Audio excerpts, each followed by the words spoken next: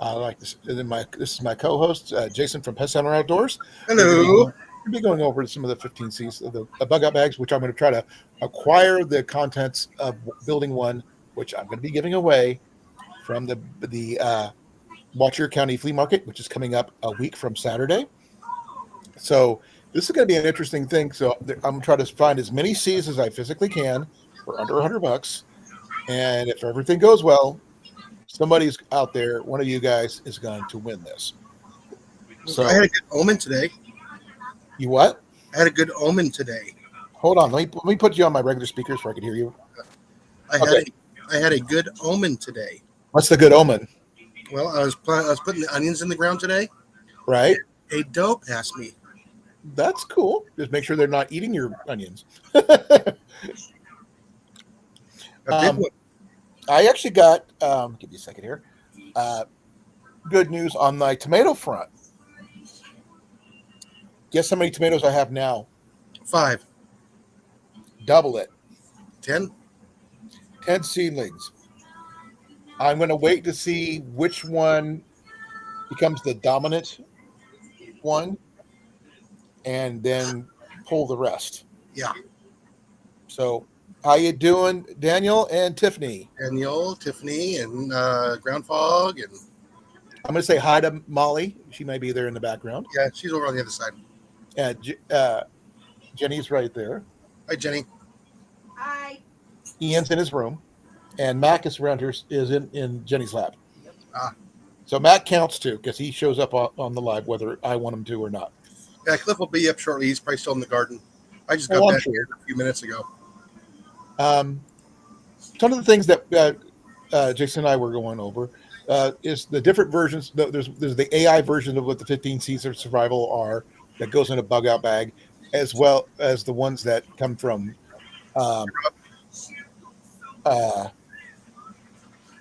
Dave Canterbury. But bug out bag contents will vary from time of year, person, and location. Now, I can't set a bug out bag to a specific person because this is going to be completely random. I can't set it for a location or a time of year. So I am have to do as basic rendition as I can. Now, cordage, I am going to do the best I can with that. I have found different styles of cordage from cement string to macrame cord. If I can find other kind of cordage, I will do the best I can. How you doing, Rob? How you doing, brother? Glad you could make it. Pleasurable fruit flavored snacks. Well, I'm okay with that, but as long as they're not the pineapple flavored, Ian does not like pineapple flavor. The fruit roll-ups, man. Fruit roll-ups are actually not a bad backpacking snack, just to let you know. But fruit snacks aren't, because they do melt, unfortunately. One plant is 25 buds. What? Are you talking about my tomato plants? I've got basically about 3 or 4 I meant bulbs. bulbs. Okay. I have no idea. I'm sorry, I'm looking. Let me do that. That might be a little bit better. Sorry for the glare on my head, but it is what it is. It's going to take, I'm going to be the low methodical one. I am going to be running my GoPro from right here when I'm going through the thing. So I can't guarantee what I'm going to see, but I'm going to try to record as many different videos and stuff as I go. I'm just going to let it run until the battery dies and carry a battery pack in my pocket so I can keep on going throughout the day. And I'm going to be using my phone for the actual interviews of anybody that I'm negotiating with. I tried to get Ian to do the same thing, but he won't do it. So yeah, I'm going to see what a little bit of everything that this place may entail. I may not stop at every booth, but I will stop as many booths as I physically can, and especially the day. Oh, But he said he made watermelon fruit roll-ups. I could see how you could do that with a food dehydrator. Making your own homemade ones organically, not a bad idea. I'm sorry if I'm saying a lot because I just noticed I was. Like I said, the cutting tools. Jenny, I taught Jenny last year a double knife, scabbard knife, and it's different, but it does offer options on the cutting tools. Now, finding like a folding saw, a duct tape may or may not be found. I can't guarantee that. Dee wants to know, does it start this weekend? No, it's a week from Saturday. Mm. It's the 4th of May. And yes, it starts at. Let me get the exact dates here, okay?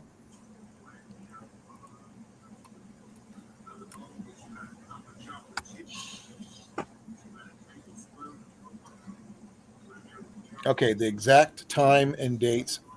Okay, it starts at 7 on Saturday, and they close at 4:30. So we're going to be there Saturday. It's going to be $4 to get in for us for one day. Sunday is free. That's the best part. So we're going to go there, get there at 7, and go to 4:30. And now, if we get everything done in one day, awesome, if you can do it. But I don't think I will be able to get through the entire place in one day, especially at my pace right now. Now, the first thing I'm going to look for is going to be the bag to carry everything in. And I'm hoping, of all things, that I can actually get a decent bag without any holes that's in relatively good condition. A military Alice pack would be a steal if I could find one, but I will take a haversack if I can find that. Like an old messenger bag or something along those lines. A duffel bag works too. Well, I've got to be able to carry it when I'm walking around. Yeah. And if I'm using my cane, I'm down to one hand. No, if it's got a strap, you can put it over your shoulder. Well, I got to be careful of the weight. Yeah. But I'm going to look for a backpack because it's a little bit more convenient. But price is also a big thing too. But one thing I love about flea markets, haggling is an art form that does not go out of style. So you can ask for if they offer a price, you can ask for a lower one. And you just got to ballpark it till you find something you're both comfortable with. I will let you guys know I will not be looking for a bow for this bag. Even though I would personally like to, doesn't mean I'm going to be able to. I'm going to be doing my best to make it the most complete thing that I can. If I can get lucky like Dan did last year and find a little pre-made survival kit, I will definitely snag that just because it's got a lot of stuff in there that can be used, which does actually technically cover the entire thing, with the exception of the containers and cover and stuff. But I'd rather go, more complete than that. But generally, because they come with ferro rods and all that stuff. Now, if you guys can think of anything at all that might be essential in your eyes, let me know. Because I will not be able to go live from there because the signal at the flea market sucks. I've tried to go live there before. It's just that it's in a minor dead zone. So, Jason, any suggestions? You mentioned a micro toolkit. Yeah, I believe. I'm saying something along the lines of like an eyeglass kit or something along those lines. It depends on the person if they have glasses or not. Yeah. See, I'm also talking about a little wrench set or a little socket set. Okay. I can keep an eye out for something like that. Yeah. Something like that, because you never know when you might need to fix something. Right. I mean, even if you don't have glasses like I do or Jason does, you have sunglasses that you wear. You got to keep them in good repair. stuff, that kind of thing, or safety glasses for that matter. Um, Other things I could think of would possibly be a decent first aid kit. I'm not keeping my hopes up for that because anything there is probably going to be out of date. So while I can get one, doesn't mean you should rely on it. I would say just replace it or update it as soon as possible, unless I get lucky and find one of those previously mentioned for survival kit, because they might have a more up to date situation. Let's see here. What else? A decent metal container to boil water in and carry water in, whether it be a canteen, one of those steel. It's got to be a stainless steel bottle, not aluminum, that I can think of. Gloves, yes or no? Gloves? Gloves. I should always have gloves. Okay, if I can find rubber gloves, I will do that, but I can't promise that because I may have to go with a simple set of leather ones. Nope, because they're going to be completely random, folks, because I have no idea who's going to be getting it. So it's going to be completely, it could be male or female. You're just going to have to accept what you get. It's just a simple pair of leather gloves. Mm-hmm. It's better than nothing. Correct. You don't want to be wearing nitrile or latex or rubber gloves when it's cold because you'll make your hands colder. Yeah, because you sweat and sweat freezes, and it causes hypothermia and frostbite. Not a good combination. I would consider, because they're good. Oh yeah, the leather gloves are pretty much. Actually, wool gloves would be better. Oh yeah, but not necessarily all year round. Yeah, leather gloves with good basic ones for like working material. Correct. A bandana of some kind. Because bandanas are multifunctional. Not only can you make them to use, as long as it's cotton. Don't get your towel. No Hitchhiker's Guide to the Galaxy. This is not Arthur's bag, even though he should have had one. Yeah. Hello, Quentin. Hey, Quentin, how you doing, brother? Now, a lot of... Oh, TD wants to know, so next weekend I should start buying my stuff. Correct. Yes. So the 4th of May. I got 2 days to do it in. You can do it in 2 days if you want to. You don't have to. If you think you can get it done in 1 day, more power to you. I know Ian is going to try to do his at full run because he can.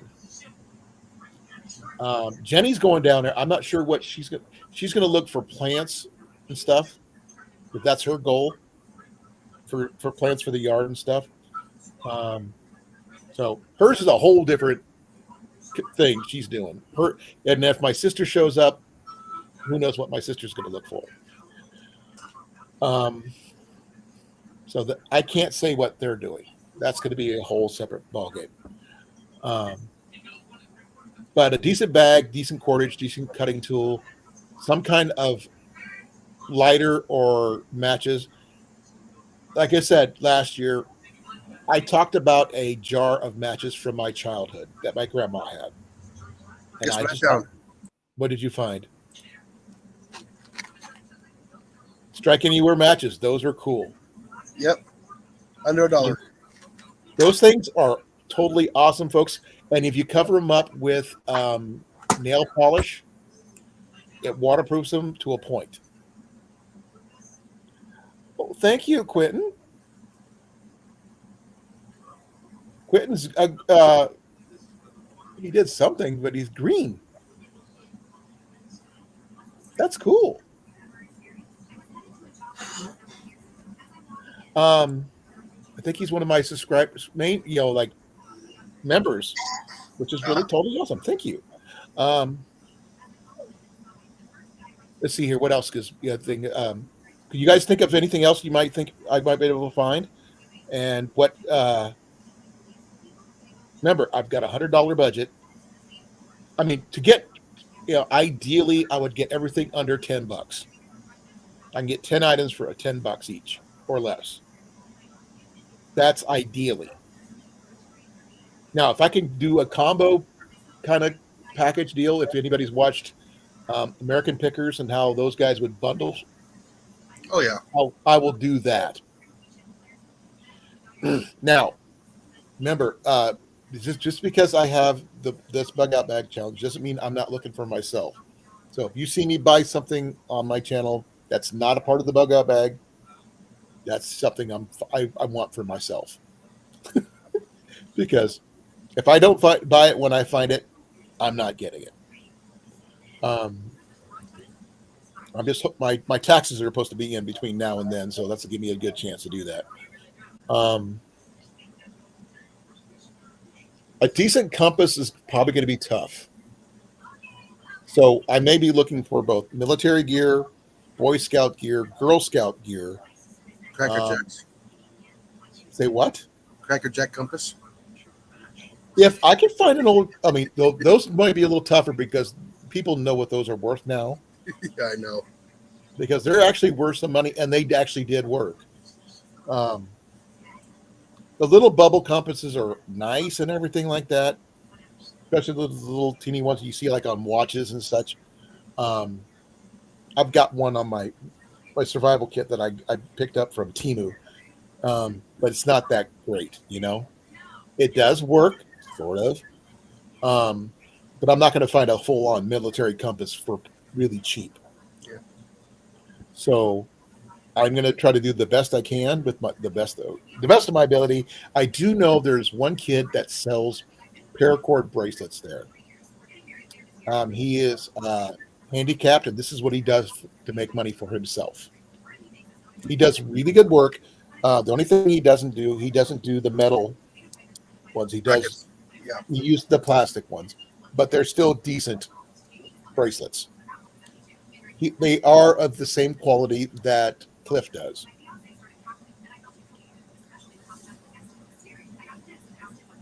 Yeah, definitely got to check it on my phone for accuracy.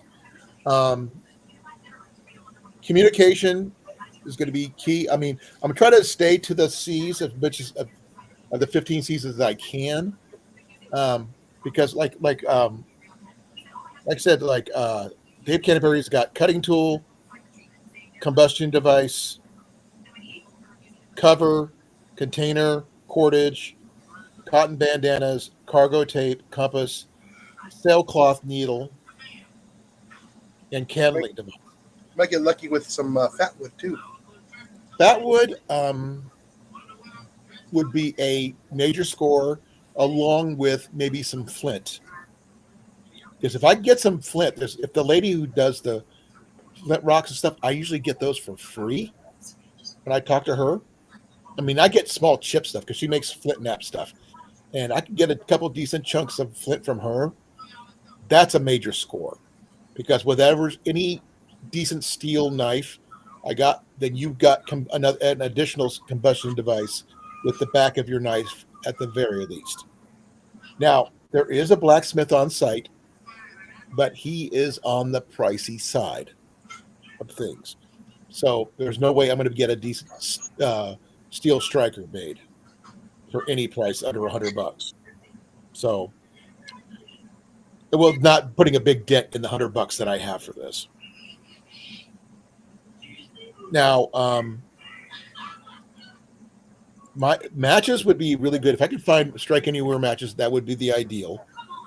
Or I could try to get lucky and find a big jar of matches like I did last year. Yeah. And those, I still got those things, and they're from all over the freaking world. I went through them on one of my channel right after that, and it literally was from all over the world. From Russia all the way to the United States.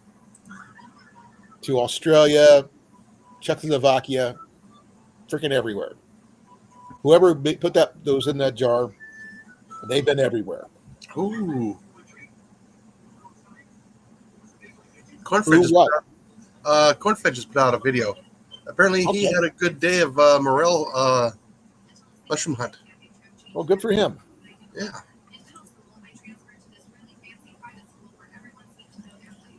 Now, see, I haven't seen kitten. Okay. Now, I will look at that video later. Yeah, I will too. You just stop distracting me there, because I now I want to go take a look at it. Um, Now, a cook set is going to be kind of tough. I mean, I got lucky with jetties last year when I found the Canadian cook set. Now, I have since upgraded Jenny's kit from that cook set to a newer version that I got cheaper at the D.A.V thrift shop. Now, I don't know if that would count if I did buy it there, but I bought it last year. What would you guys say to that? Okay, just checking. We bring you a plate. Yeah, please. Did you hear what I said, Jason? No, I was being interrupted. Oh, you were being, talked to you by your wife. That's important. No, like I was saying, I bought Jenny's Canadian Boy Scout kit from last year. Her Oh, yeah, I remember that. for $5 from last year, but I've upgraded her kit since last year to a newer model, actually stainless steel over the aluminum one. But I still bought it there.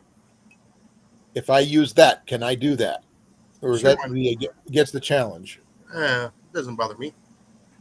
I'm asking the guys in the chat. I know you wouldn't, but it was bought at the flea market. It only cost me $5.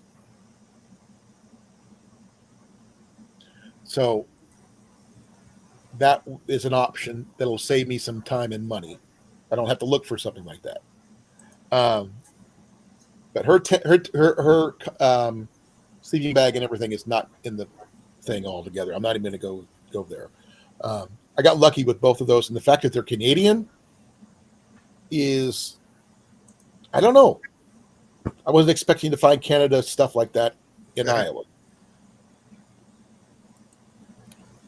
Nope, I would not start it with $95 in that case. Though it would save me a lot of walking.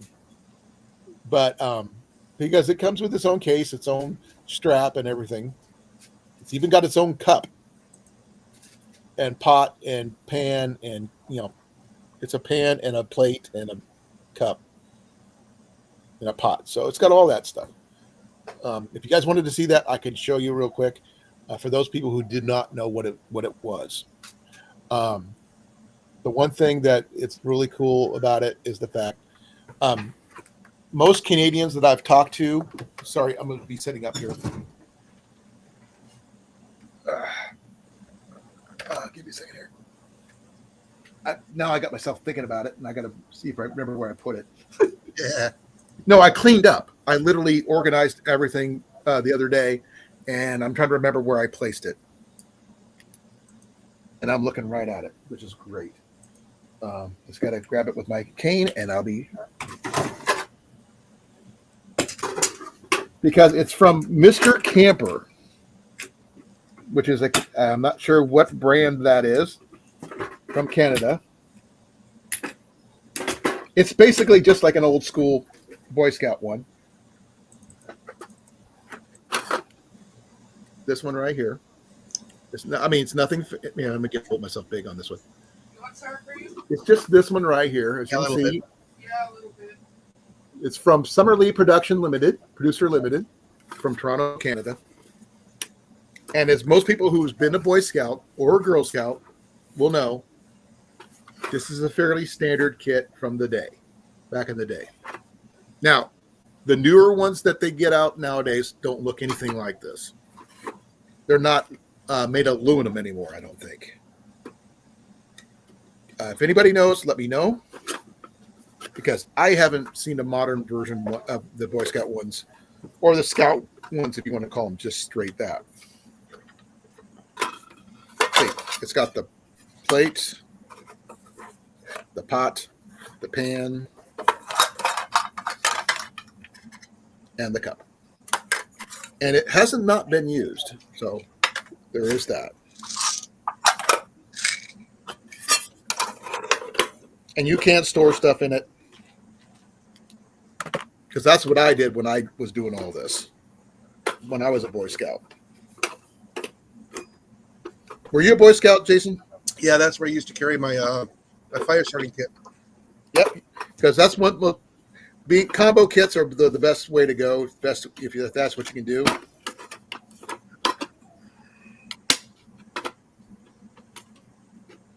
The only thing I didn't like about the aluminum ones. Will and Carrie, yeah, how you doing today? How you doing, brother? Thank you for coming. Give me a second. I gotta use my fingernail for a screwdriver. I thought you were about ready to use your teeth. I was, but I couldn't get it to seat properly, you know?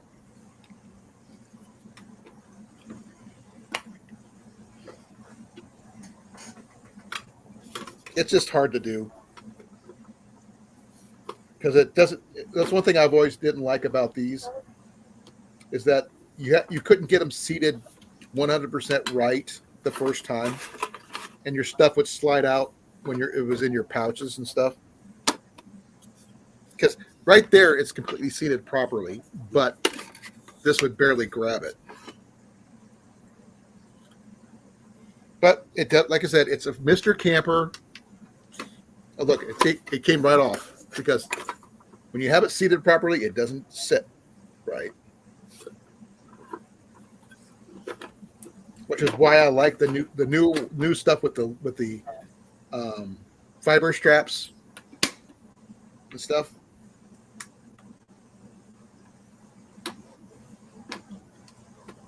Maybe you don't tighten it down as far or something.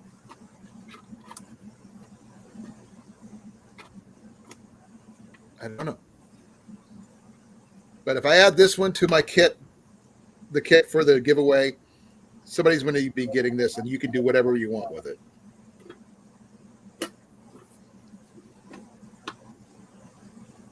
Like I said, it's never been used. It's just old.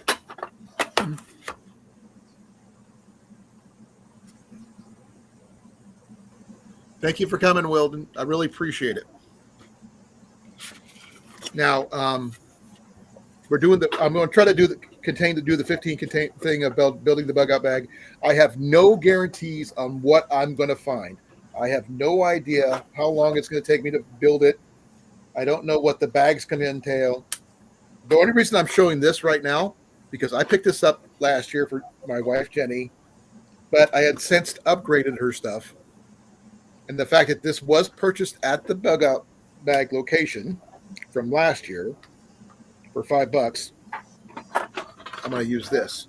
So if anybody has any information about where this came from, other than Canada, let me know. I have no history on this one. I've tried looking it up. There's what it's called.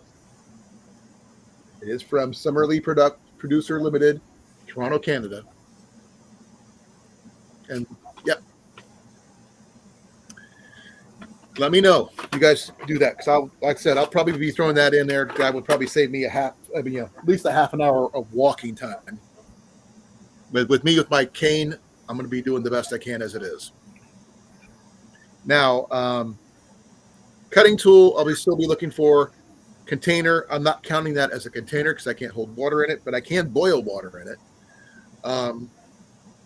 Combustion, cordage. Cordage could be both string and or duct tape. I will be looking for both. Rope would be working too. I like using the cordage that I have, which is the cement cord that I found last year for myself. Technically, kite string will work for a lot of your items, because if it can hold a kite that's being blown by 40-mile-an-hour winds, it can do most of the stuff you need to do, because it usually is a nylon cordage type stuff, cotton cordage anyway. Dang it, I feel so naked without my freaking hat. Does that sound weird? I gotta figure out where I put my hat. Oh.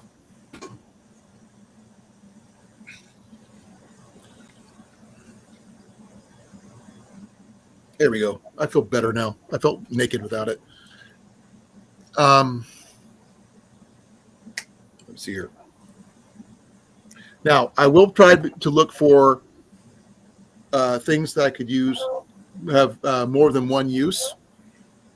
Like I said, if I could find an Alice pack for a reasonable price, like say $15, even a small one would be a score. Because of nothing. Go ahead. It's better than nothing. Oh yeah. As long as the straps are there, and the pockets are fairly cool. You can always replace snaps. Those are easy enough. When I do mail this thing, it will be in a box and it'll be mailed properly and everything else. I will not be sending Bic lighters or anything like that through the mail. If I do find a lighter, it will probably be like a Zippo or something along those lines, because Zippos I find are a little bit more versatile. Now, a trench lighter would be a major score, but I have other people who are also looking for trench lighters and stuff like that. So you let me know who was it that asked me for one, because I can't remember. I think it was Rob that was looking for a watch. Yeah. I believe a pocket watch. Now, if I could find a pocket watch, I'd keep it myself. I'm sorry to say, Rob, because every time I had a decent wind-up pocket watch, that one in there would overwind it, even though I told him, don't touch the winder. Yep, there's Mr. Fox It Outdoors. He's here, but not here yet. That's perfectly fine. Let's see, what else can I think of? But I can actually show you some stuff. This is something that Jenny and Ian found for me at the Goodwill outlet store a while back when we went there for his birthday.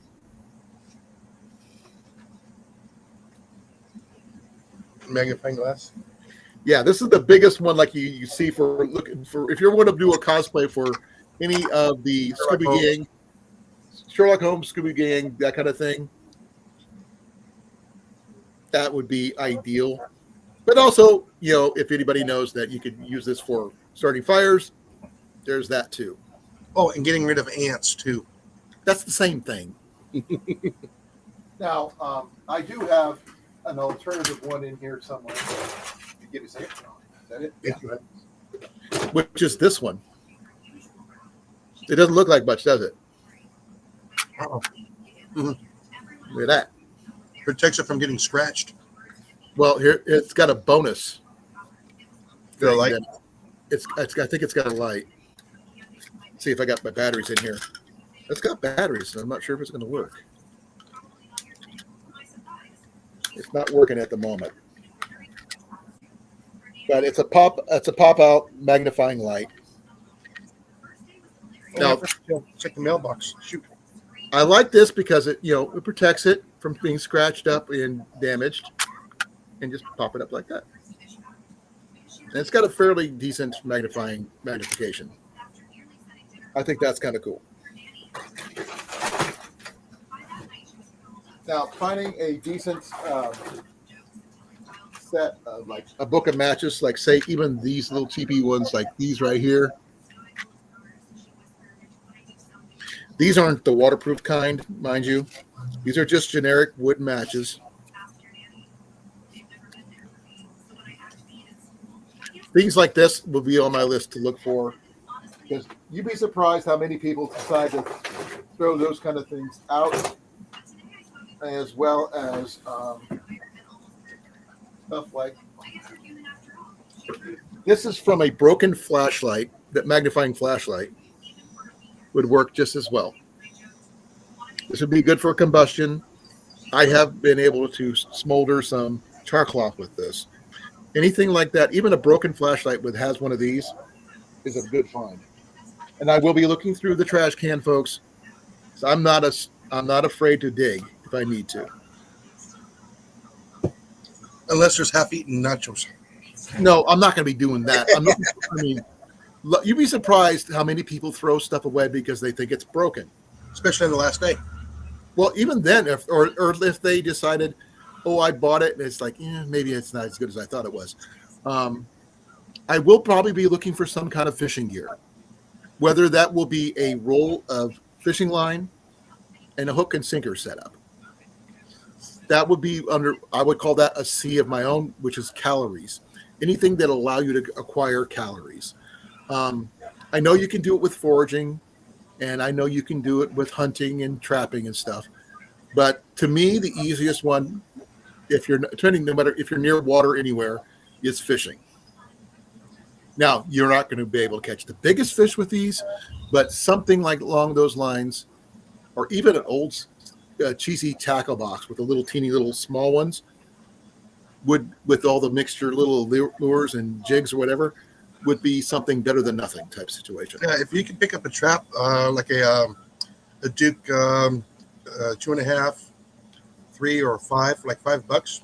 Oh no, the odds, people know what those are worth here, so you should know that already. Mm-hmm. I have found them for $5 before, but not at this flea market. Now, one of the other places is actually called a flea market in Des Moines, where they have some really decent cast iron. They actually have a Griswold skillet that I've been looking at that matches my number 3 lid, which means my whole setup would be worth about $1,300. Yeah. Now, like I said, if you see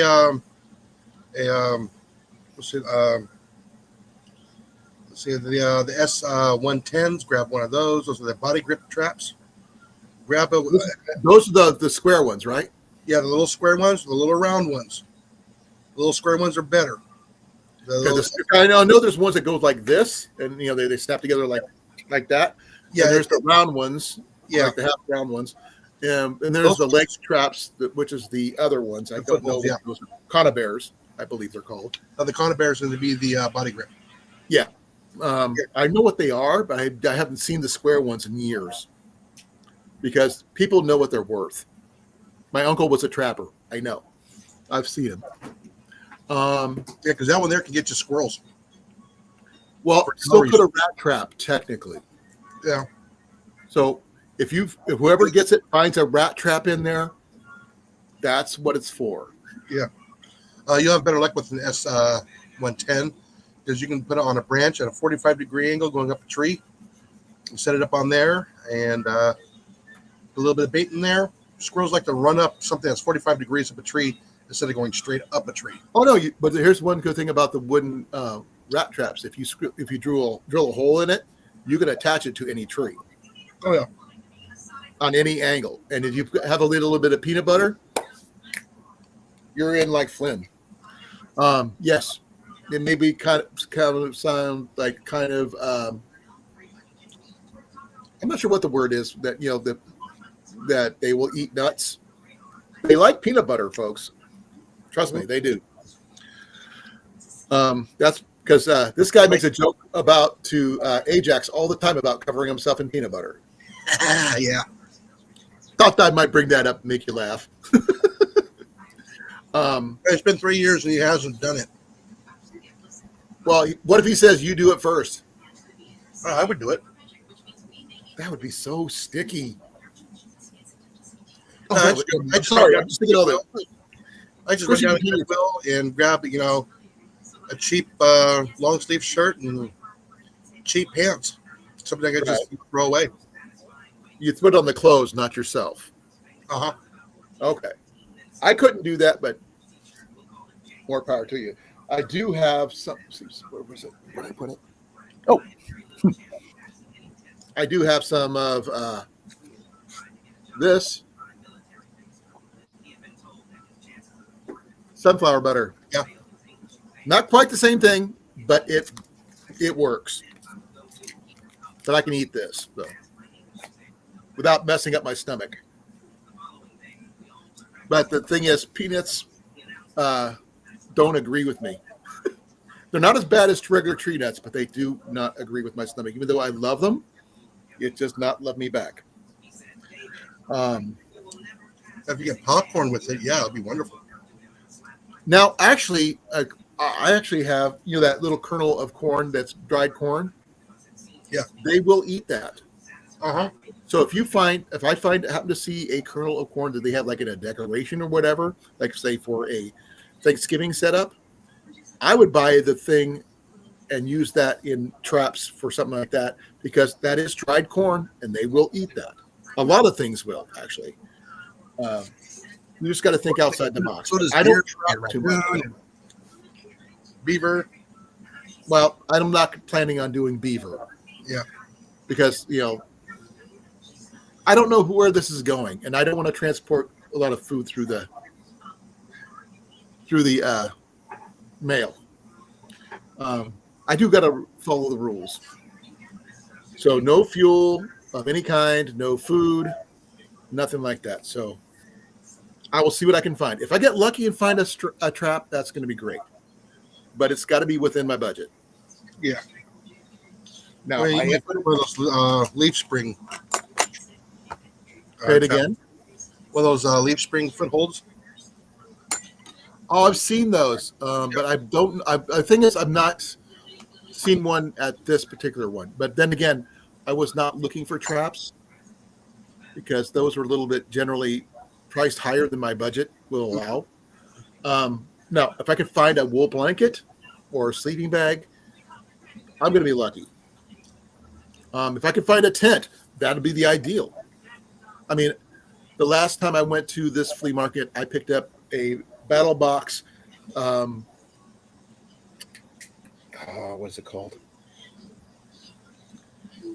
The single person bivy tent. I got that for Jenny initially, but she says she doesn't want it, and she allowed it to be given to Dan as a gift. So that one is going to Dan, which is really funny. Both the bivy tents that I own, I have here in my possession, are going to Illinois. Why Illinois? I don't know, but they're going to Illinois. Apparently, they like bivy tents there. Right, Rob? I hope he's still here. Yeah, I know he's working. Well, do you have any questions, any suggestions, any ideas? This bug out bag that I'm building is, I'm trying to think outside the box. I know I generally do anyway, but suggestions do not hurt. Like I said, I am going to be wearing my GoPro on my chest. I may swap it for my head mount from time to time, but that way you get different perspectives. Those will be he's thinking about me doing like a little mini series about all this stuff, or just part 1, part 2, part 3 type of thing. I will do my best with that. I will not be able to go live until I get to my campsite because the signal's much better there for some unknown reason. As anybody who has been with me last year will know. And sorry, Cliff, that I will be on Saturday because that's the only time I have available. See, the containers could be. Oh man, I think I have one somewhere. What did I do with my freaking grippy thing? There it is. Trying to use suggestions. Okay. When my wife and son were at the Goodwill outlet store, Jenny picked up something else for me, which is actually a good combo item if you think about it. She picked me up this. And it's actually a peak cup. Oh, sorry, it's upside down. If anybody knows, peaks are pretty good items. I've never come across them, so I don't know. They're backpacking gear. They're by Colan. But as you can see, you can hang it off a stick or something like that, or you can use it for boiling water, processing, you cook in it if you need to. Now, I will be on the lookout for MREs. Now, the odds of me finding MREs are going to be slim because if they had been any at this before, remember, this flea market had been open for 2 days before I go in there. So the odds of me are going to be way down to me finding anything immensely valuable because the people who can afford to go the first 2 days are already going to be going through there. So I got to basically pick what's left. and especially after Rob and Ian get ahead of me, I'm basically picking through with whatever they don't get, which is why I'm going a little bit slow and methodical. Now, is Dan going to be there this time? No, Dan is not going to be there this Oh. time because he did that trip down to Arkansas to the Lake of the Ozarks Oh, okay. for that thing. So he will not be able to afford to make it here this time. Now, I would love to have him, but anybody else who's willing to, who's in the general vicinity of Cheer County Flea Market area on the 3rd and 4th of May in Iowa, hey, you're more than welcome to join us and be a part of this. Come camp with us at the Lake Belvedere campground, that kind of thing. You're more than welcome. The more the merrier. I think it'd be more interesting for a lot of people, especially since it's a 20-acre flea market. There is so much stuff there. I can't tell you what they have. It'd be because I can't guess because there's over 700 merchants. There's Hey, Tyler. Say what? Tyler. Oh, how you doing, Tyler? We were talking about it. His ears must have been burning. Yeah. We mentioned you about 5 minutes ago. Yeah, he's probably smelled, his ears are ringing and he smelled peanut butter. Now, I have seen a lot of air rifles, but not the fancy ones like you shoot. And here comes. How you doing, sir? Hey guys, How you doing? Glad you can make I it. got my YouTube side on. Sorry. So we're going to be doing the bug out bag challenge next week. And what do you think that should go into something that could try to be found rather than search for like on an internet site? What would you look for? In camping? Anything. I mean, it's a bug out bag, so it could be anything. So Remember, I used to do the reason why I find you guys interesting is I used to do this a while ago, and I started to do the ultra light camping stuff. And I got basically everything down into like a tea kettle. Is there any way that you guys can do that? if I can find one, I mean, I literally last year because of my injury, I worked at a thrift shop called the D.A.V, the Disabled American Veterans Thrift Shop in Des Moines, and I picked up a Big Agnes Copper Spur 2 for $12. Oh wow, A $700 tent for $12. wow. And I've got Z-Pack tarps, and I had 9 different tarps, which I picked up for like $4 a piece. Yeah. Well, Someone did the Appalachian Trail and they dropped their gear off. Yeah. So I just picked it up all really cheap. Yeah. Every year, me and my friend would challenge each other. We'd go out we were allowed a tarp, a blanket, and a tea kettle. And we had to bring everything in the tea kettle, and it was pretty cool. I don't know if you guys are into that, but I'm not ultralight, but I do have some really cool gear. I actually have some old school MSR stuff. Like I picked up a MSR kit from another place called I'll be right back. in Des Moines, which included the pot, a bowl, and a actual MSR kettle for $7. Wow, that's incredible. That's incredible. I used to be a garbage man. I used to find really really cool stuff in the garbage. Most of my stuff came from the garbage, but yeah. My stuff is actually, I mean, I think I'm more lucky than anything else because I find stuff that people shouldn't find. I'm not sure if you saw me mentioning. This is my first time to your channel. Okay, so today, awesome. This is from last year. When I was doing the bug out bag last year, I was building a bag for my wife. This is from Canada. Now, I found something that's rare to find in Canada, but I found it in Iowa. Yeah. And I've also found a Canadian Tire sleeping bag in the same location for $5 each. I tried starting up a website a long time ago called NYNJ Outdoors, and it was I wanted to bring because there are a lot of people that spend a lot of money in camping gear, and people want newer things. And I wanted to start like a consignment shop for, backpackers and stuff like that, to basically get things for like nothing, and when Yeah. we first started it, we were very surprised that there were people in the community that just wanted to give away their stuff. They didn't want to throw it out. They wanted other people to use it. So Oh yeah, we actually stopped off at a,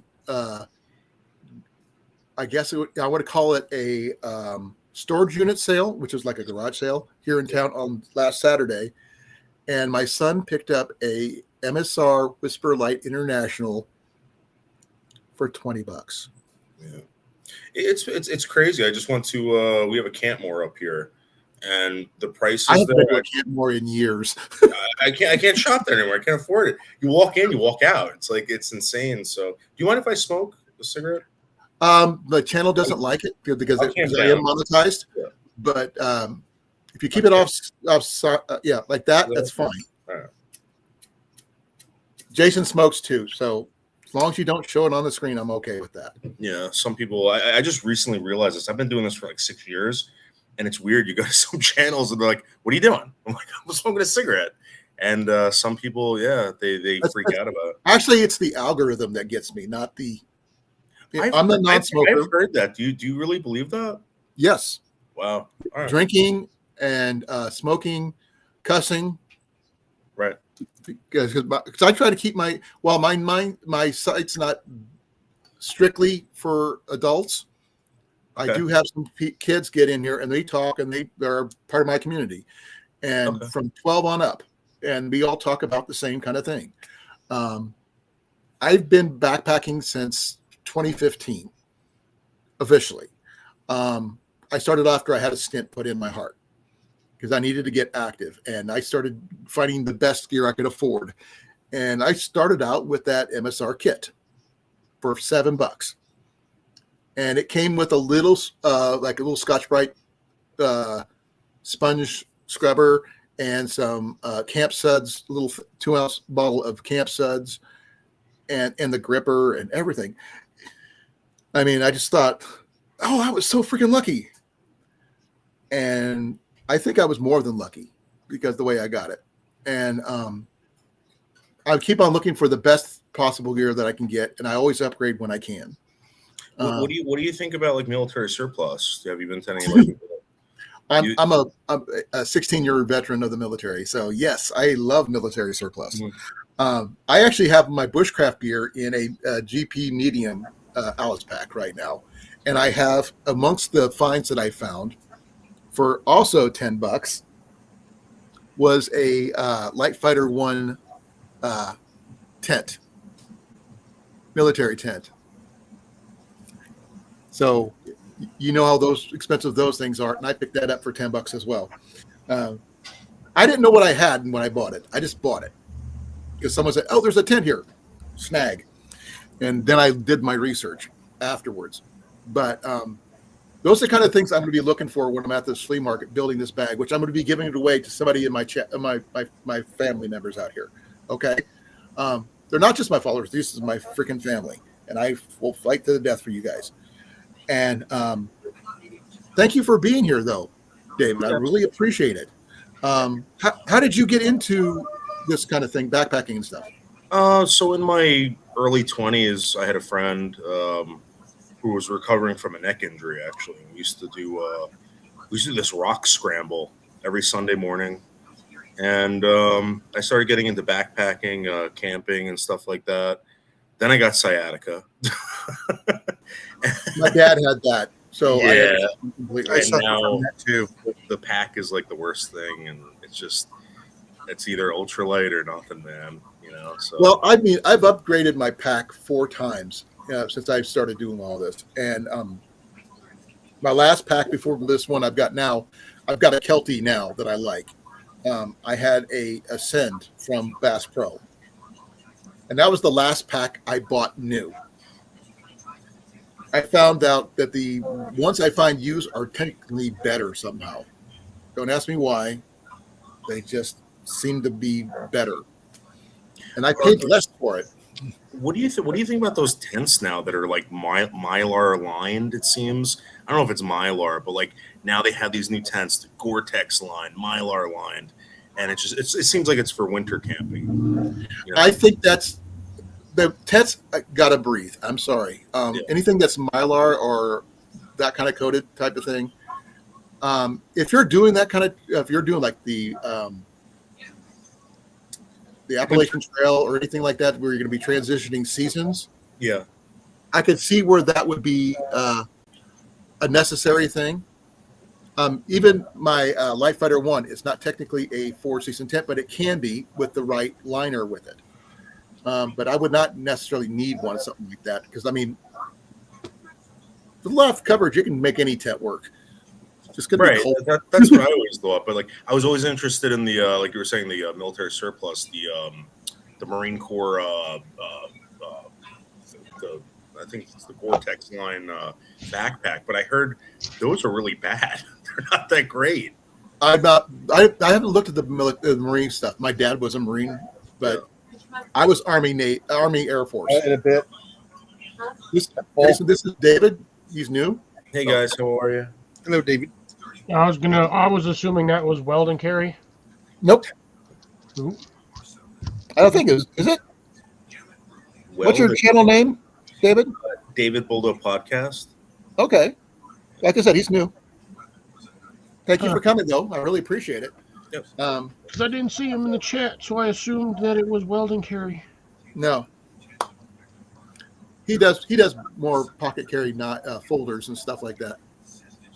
But he's been more into backpacking and stuff, which is really good with the bug out bag idea, which is think about the next level up from ultralights and try to put that in a bag to get you from point A to point B safely. Are you guys into like knives and stuff like that? Like everybody here is into knives. You're right. So like what like do you carry one or do you carry two? Like what's your keep on going. So no, because I've been doing this for a while, right? Okay, my personal carry, I carry a simple folder of a Sheffield in one pocket. I carry a Tac Force medic blade in my right. I carry a Gerber suspension on my hip. Okay. And I carry a Flissa knife in my one part of my backpack and a Mora in the other side. And TD makes knives. Oh, really? Yeah, TD. That's awesome. He's our knife maker here. He's from Arizona. He's from Phoenix, Arizona. That's awesome. Cliff is from Albuquerque. He's from Jasper County, Texas. I'm from Jersey. So. Hey, I've been to Jersey once, and it wasn't by choice, unfortunately. As far as I know, TD doesn't go all the way up to Tacoma either. But sorry. We come from all over the United States. We got Rob on the road is from England, and and Ajax is from Michigan. I keep track of my family. The only one I don't know where he's from is Ground Fog. I don't know where he's from. I just bought this Gerber, this Mansfield. They have them on sale. They're like for $12. It's just a slip joint, and I didn't know Gerber made like a slip joint Scandi. I thought that was a Scandi. I wasn't sure. Yeah, I mean, $12. $12. Not on Amazon, but you can find it on another website. But I'm really surprised by this. It's a really cool little knife. I used to carry this. I carried this at work for a very long time. The Fenwolf. Right. And this is also a great little pocket knife. And I normally don't carry pocket knives, but okay. Here's that Tac Force I was telling you about. Okay. I picked this up last year at this particular flea market for $5. Wow. For myself. Hey, I found money in there too. Got a quarter. No, that's a bonus. But it's not a Scandi grind or anything like that. But it is a fairly sturdy blade, and it does do what I need it to do. Yeah. And just the fact that it's a medic blade, and I was an Army medic for 12 years. That's why I carry it. Yeah, you brought up Moros. I'm sorry, hold on one second. Oh, I've got a lot of different Moras. Not as many as Cliff. Cliff's probably got more Moras than I do. Like I only have 3. Let me ask you a question. Why doesn't Mora make a folder? They make like everything else. I'm just surprised they don't make a folder. I actually don't know. They Yeah. do make a really nice neck knife, though. Right. Yeah, no, they make everything. Like I actually wrote them and they said they didn't want to like it was like you had to retool stuff or whatever. But Which makes sense. I would buy a Mora folder. I definitely would. I buy everything else Mora. You know. I've got one of their old Light My Fire combos. Yeah. It's literally right over there. I bought 2 of them, one for my son, and one for myself initially, then I gave it to my wife. But this is before they made their own version of their Light My Fire. But those things are not full tang, and it works for what it needs to be done for, but it's not something I would go out of my way with. But it does have a fire starter built in, which is nice. And it strikes fairly good. It's your own opinion on that one, but that's the closest thing I got to a 2-piece anything Mora.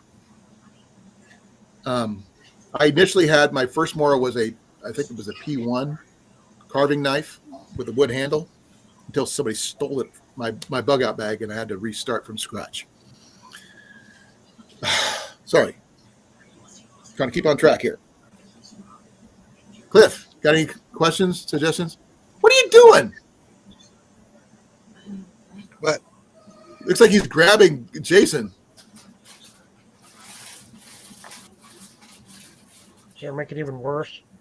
Yeah, I'm not angling. Oh! Is that one of your Moras there, Cliff? No, that's my open now. Those I don't know anything about open L's. I know they're supposed to be pretty good blades, and they make really good They folders. are sharp AF. I don't know much about them, to be honest. I just knew I couldn't afford them. Apparently mine is sticky. You know, Do you have one of those, David? I was just getting this. I bought one of these peasant knives, these Ford peasant knives. I've It's seen like those style before. Yeah, these things are super cool, super cheap. I actually and my knives that I break, like I this is an old Opnell. I just went to Home Depot and I put I just got a wooden dowel, and because the Opnell blades are really awesome too. It's a quarter tang. I mean, you can't really. I mean, it's just for like carving and stuff like that. But yeah, I really love knives. I geek out on knives. I have a really large collection. I've been collecting since I was a kid. My collection is not knives. It's not sure if you can see what's above me, right behind me. Oh, I you're collect not? bows, particularly traditional bows. Yeah. And I'm not a fan of those rat tail flippers because you have to. There's no lock on them. You basically holding that knife open with your hand. You slip, it's a finger. I've Yeah, cut you my know finger what? on- I thought that, right? I'm telling you right now. I don't know what you do with your pocket knives, but you know, I've never. I mean, I'm always holding it like this or like this, and you know, I actually supposedly there is a whole. You can actually baton wood with these. You're gonna actually take this. If the screw comes out. I mean, if Yeah. you really had to, and you won't break it. I mean, you could break anything, but you know. No, don't say you can't because someone will try. Well, I'm gonna be honest with you, dude. I beat the crap out of my Moras, and I've never broken a Mora in my I life. busted the tip off of one of mine trying Yeah. to do a pilot hole for a bow drill. Yeah, no, I've definitely broken tips on every knife. I think if anybody knows anything about the D.A.V knives, guys, the 2 guys from the Dutch guys that do knife reviews and all that stuff. If anything can be broken, they will have broken it. Well, Just I think BPS is making that knife for them now, the budget knife that they have, and what is the budget? What is their version of budget? I think anything under 50 and below or whatever. So BPS, it's a Ukrainian knife company. They make pretty decent cheap knives. They made a version of a Mora companion. It's full tang. It's got walnut scales on it. The only thing I would say about it is there's no rivets. They put it together with screws, so you got to Loctite it. But yeah, those knives are legit, and you used to be able to get them on Amazon for like for like $15. I don't know if they've gone up in price, but those I were- was given, okay, this is probably something it's like probably not even on your radar. I was given a knife by Corn Fed Experience, one of my followers on here. He's a friend of mine from Des Moines, which is not too far from where I live.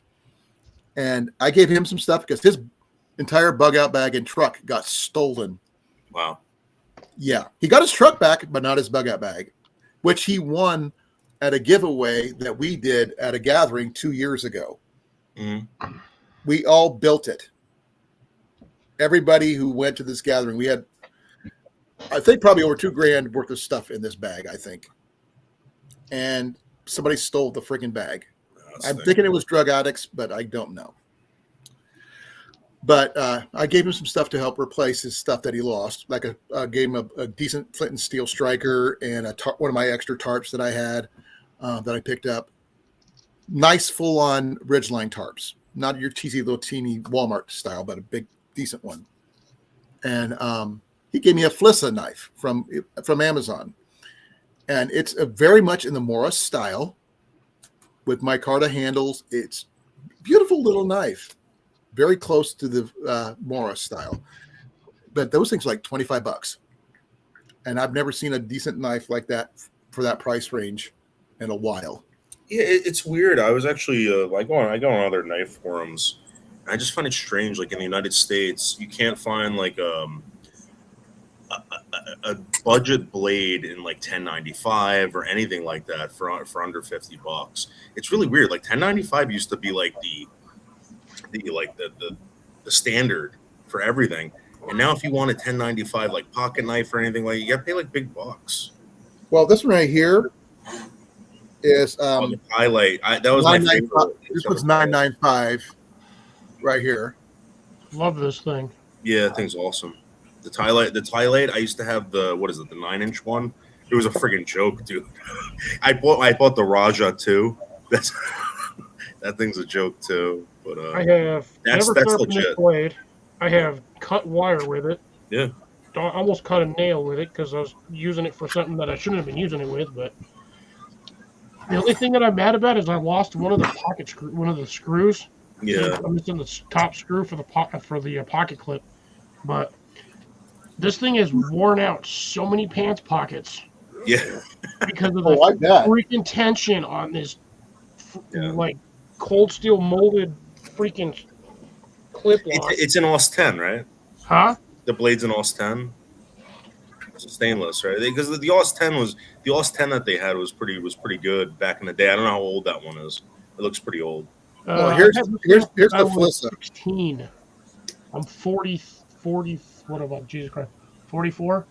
Yeah, I've had this knife for a long time. Yeah. Well, this is a D2 steel. I have stabbed many trees with it. But look at that. Look at how thick this puppy is. Yeah. This thing is beefy. The fact that I've got fairly large hands and it fits. And a really nice 90-degree spine on the back, too. You said beefy, and the only thing I can think of was just stick it in your mouth and let the meat slide down your throat hole. No, little Nicky. You're the one that said beefy, so that's where I went. Jenny loves that movie. I'm not a fan. But don't get us started on movie things, because we once spent a whole 3 hours on nothing but B movies. That was a whole. I'm surprised we went down that rabbit hole and stayed on it the entire time. But Is this okay talk, or you guys want to talk about something else? Because we're fine over here. I just threw it up on that one because he said he likes to. We like to bug each other like that. Don't worry about it. We're good. Okay. What about No. multi-tools? Like I said, we talk about knives. We will talk knives. Trust me. Okay, so then what about multi-tools? Do you guys carry a multi-tool? And if you did, I already mentioned mine already. I carry Gerber suspension. Is that like your dream multi-tool though? That's what No, I'm asking. it was not. My personal favorite was the. I'm trying to remember what it's called. It was a very old version of a Swiss Army knife that I picked up when I was in the service, and I lost it in one of my moves, and I never got it back. but it was like this wide. It had everything but the pliers. It had, That's why I like the multi tools for the pliers, Yeah. just in case. well, the thing is, I didn't really need the pliers, but I've got a scar on my finger. You can't really see it very well, but it's like right here that I got while I was in service from this freaking blade because it was so freaking sharp. It almost went through my finger, and the bone's the only thing that stopped it from chopping my fingertip off. Should you happen? I've got this funky Gerber thingy, and then I have a Leatherman 300. Dude, what do you like better? Do you like the Gerbers or you like the Leatherman? I never bought a Gerber multi tool. I actually like my Gerber because I like the grip. Yeah. I've actually won one on a contest from somebody. I can't remember who. And then I got mine. I accidentally left it while I was doing I was at Yellow River, and I set it down. I was talking to some officers. I set it down on top of something, and then I forgot it. Went back to go get it, and it was gone. So I had to replace it. But I like the way it works. And also the main thing I like about it, because it is modular, I could swap out blades. Really? Well, I didn't know that. Oh, wow, I didn't know that. Oh, okay, look, I'm going to show you. Okay, let me pull out something. Okay, if you notice, you got the little star bits right there. Yeah. So all you do is unconnect these, and you can pretty much put any combination you want in there, as long as it'll fit in there. Yeah, so long as you don't lose the scrapers. And it's a locking blade. That's another bonus.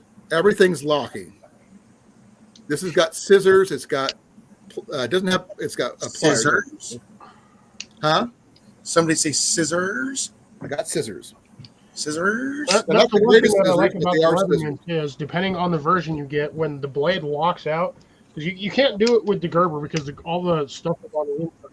So if you wanted to do like an extended handle, which you can do with the Leatherman, you can hold it like this. You mean like and this? Set the blade out like that and chop with it. But the thing is, with it this way, it's going to fold back on you. The Leatherman, the same with that rat tail flipper that I was talking about. You can kind of extend your grip and get this isn't a knife. This is my scissors, but trying to chop it. But well, I've got a pair. You can get, I've got I don't extra think I have a 3 saw. inches of reach on something if you can't Oh, I reach do the have a saw. branch.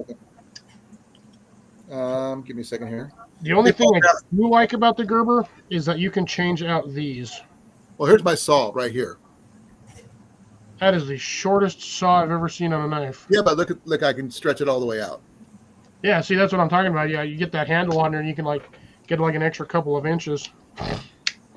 And the thing is, I like it because it's got a really good saw on it. I've small trees down, limbs, but like I said, I like it because the grip is a lot better than a Leatherman.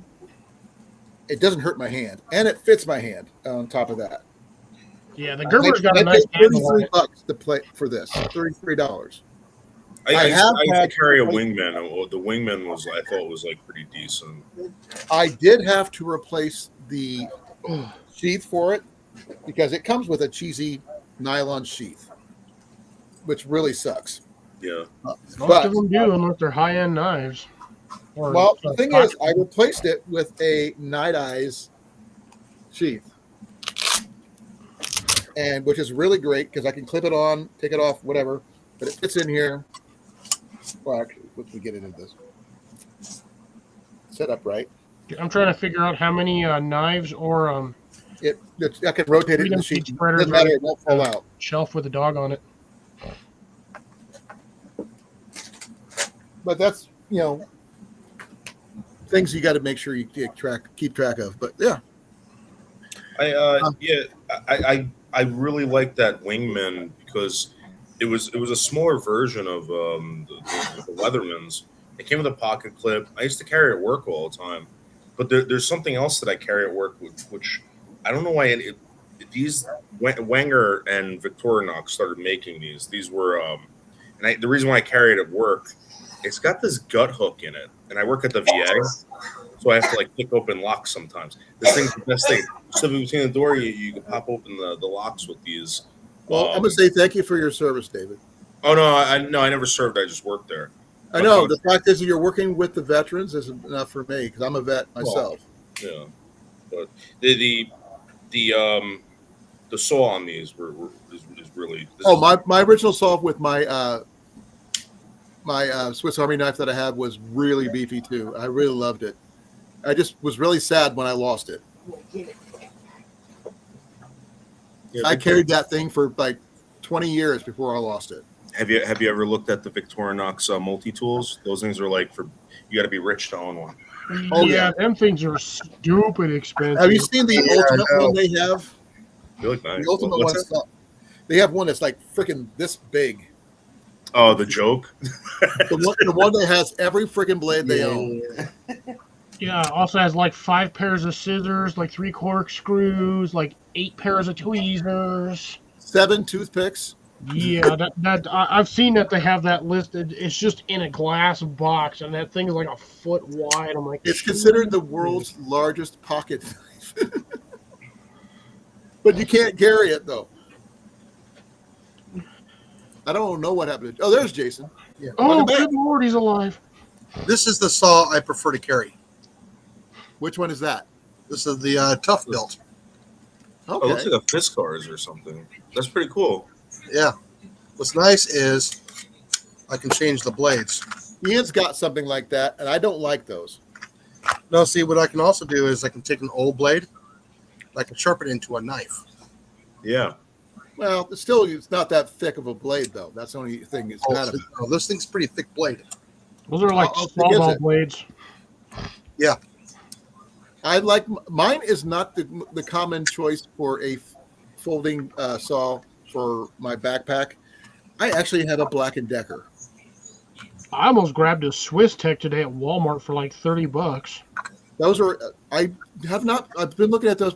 It's either the Fisher ones would be nice, but I think I'll stick with my $5 Black & Decker. Yeah, those Swiss techs, you see a lot of people reviewing that stuff. They seem legit. I don't know. I mean, Has anybody done any reviews on those? yeah, tons of them on YouTube. I have Absolutely. not seen any. So Absolutely. now, how many backpackers would carry one of those? It's like there's a whole community of budget backpackers, budget bushcrafters, budget Right. this, budget that, and they're like devoted to this like Swiss tech stuff. So I've seen a lot of Swiss Swiss Tech Tech stuff stuff. is good. I've never seen. It doesn't seem like quality to me. oh, is that a grafting knife? Yes, it is. Oh, it's awesome. From Oh, yeah. Victorinox. Yeah, I was gonna buy one of those. I just couldn't. They're like $70, right? They are now. I got these when they were like in the $40 range. Yeah. That's how long I've had these. Yeah. That's one thing about being old. Look how worn out that thing is. That's so cool. That's worn out. That's awesome. Like I said, when we said we talk knives, we do have knives. It's just that it's not our main topic. Yeah. Each of us has our own specialty, David. Yeah. Like That's my everyday carry. my everyday carries. That Klein? Yes. I carry a Sheffield, a simple little Sheffield. The older Kleins, they used to have this the Seki City blades in them, which were pretty cool. Yeah. Seki, the Electrical Seki Japan. Yeah. Yep. I work. Everyone in the VA has a Klein, either electrician knife or Yeah. something like that. Yeah. You know what? For $20, these things are nice. Yeah. Now, I think we lost a lot of people in the chat because we're showing only 2 people in. If you're still here, please put a 1 in. And please don't forget to like, share, subscribe. I really appreciate it if you haven't done so. Yep. Even on here showing it for $30. So yeah, essentially, so what the Swiss Tech one is basically it's the budget version of the Boreal 21. Now, that one I've heard of. I don't have anything like that because most of my blades are. One of the most expensive blade I have right now is what is my most expensive blade? Yeah, because the Boreal 21 you're looking at 116, and this is on Amazon. Whereas the Swiss Tech one is essentially the same thing, 14-inch with literally the exact same functionality, folds in on itself, packs down to like nothing, but it's like $30. I think $33 is about the most I've spent on knives. I think if you've been doing this for a while, because I used to collect Bark River knives, and You want to talk about expensive knives? Dude, remember when the Bravo ones came out? So Bark River came out with this awesome knife. It was called a Bravo One, and it was like the best knife ever, right? So I buy the thing. I had it for years. I was batoning with it, hit a nail, chipped it out so bad, man. I was so angry. I had this thing for years and years and years, and I stopped buying expensive knives. I'll never buy an expensive. I was so angry. I was so angry. I'll never buy an expensive knife ever again. Well, I mean, I go by budget anyway because I buy them when I can afford them and when I find them. And I've had cheap knives. I've had name brand expensive ones, but I've never spent more than $25 on a Mora, with exception of my fire, which I paid $30 for. Well, now the classics are going. I've seen them for like $40. Did you believe there's a place on that to look for them that you won't believe it's not Amazon? Walmart sells them. Really?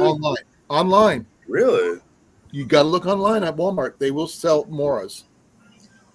I had a Mora Classic P1, I think it was. That's the one I had originally that had the wood handle. I had it for years, and someone stole it. And I have not been able to replace it. Yeah. Because I also have my Hoi Hoi knife, too. What do you have? Hori. Hoi Hoi knife. Can I see it? It's a planning knife. He says hoi hoi, and it throws me off every time. It's a cross between a knife and a spade. Shovel. Yeah, It's those a small Japanese. gardening Yeah, the shovel with a Japanese bottle ones, opener. It's a gardening shovel. Yeah. With a can opener or a bottle opener. They sell them at any gardening center. Those are perfect for like a bug out bag, too. I was thinking about that. If I could find one of those, it'd be ideal. But I don't think it would replace an actual true knife because it's not flat. Hey, it's a good self defense.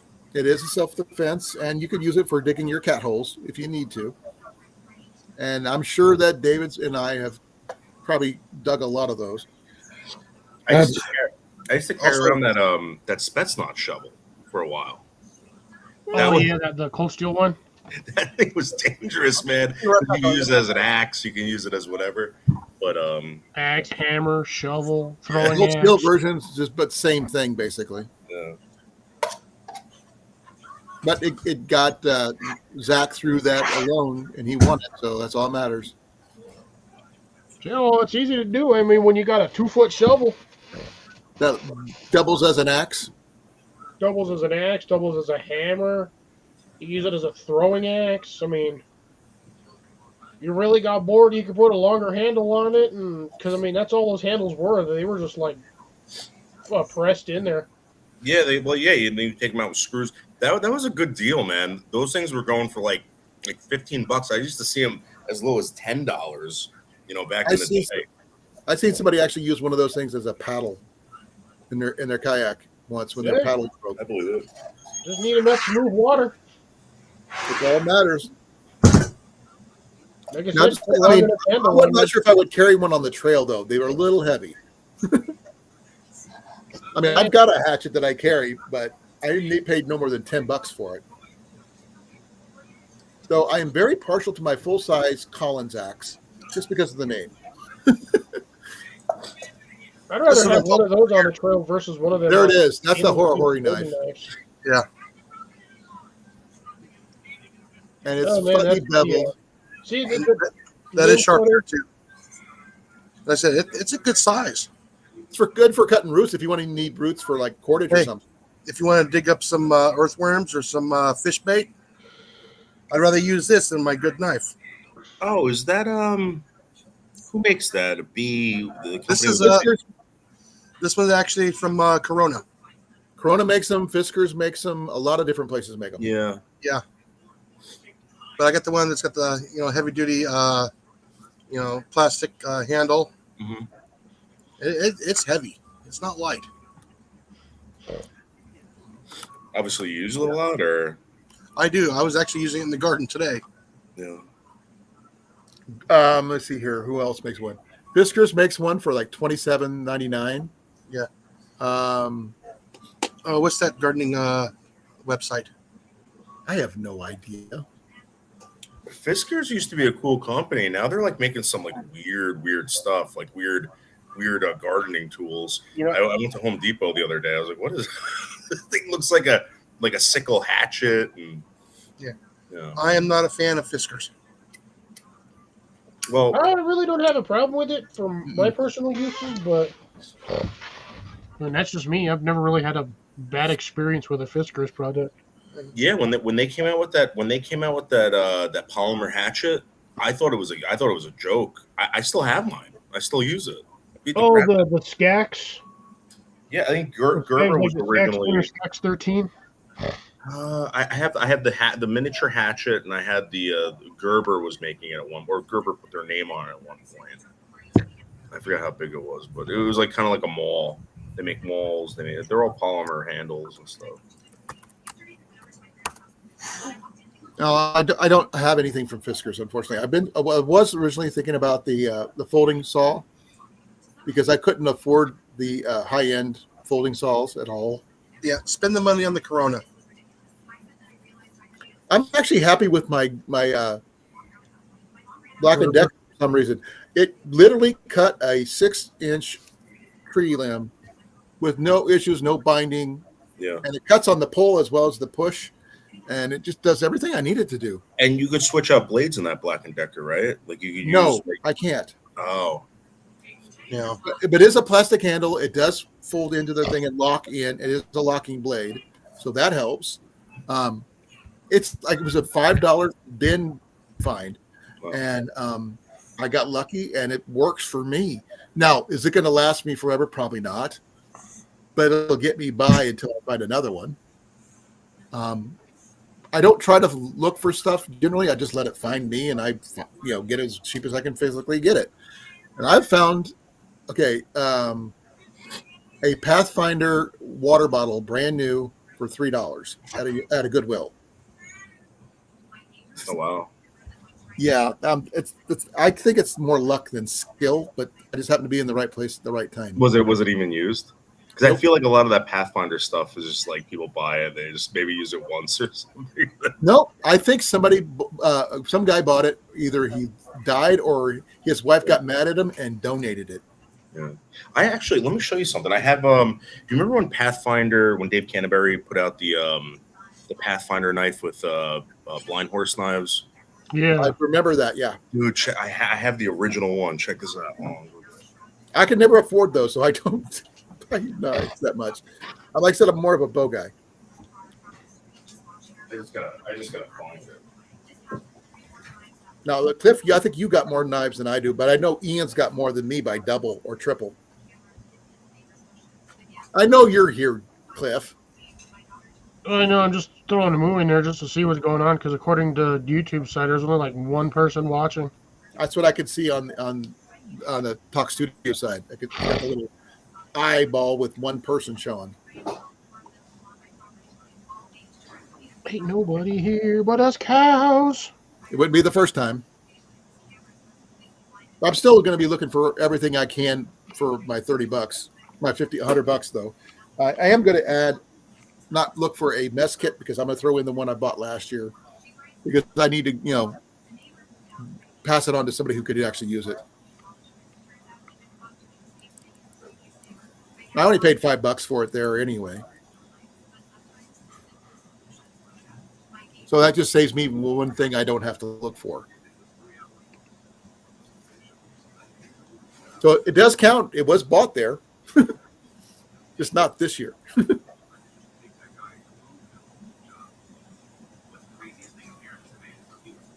Are you okay, Cliff? No, I'm freaking toasted again. You're not as bad as the last time that when I saw you. You were exhausted the other day. Oh, But dude. you pulled a double, you said. Yeah, 2 doubles in a row, and then I got up the. I'm trying to keep myself on a standard schedule, so I've been, even though I want to sleep on my days off, I'm just setting my alarm for like I'm getting ready to go to work and. I see that you're freshly shaved. Outside. Say what? You're freshly shaved. Took you that long to notice? Well, I knew that, but I just was making sure. So David? It's on. David? It's somewhere else. Yeah. David, Oh, I'm sorry. Stick. thank you. Sorry. I smoke so much, man.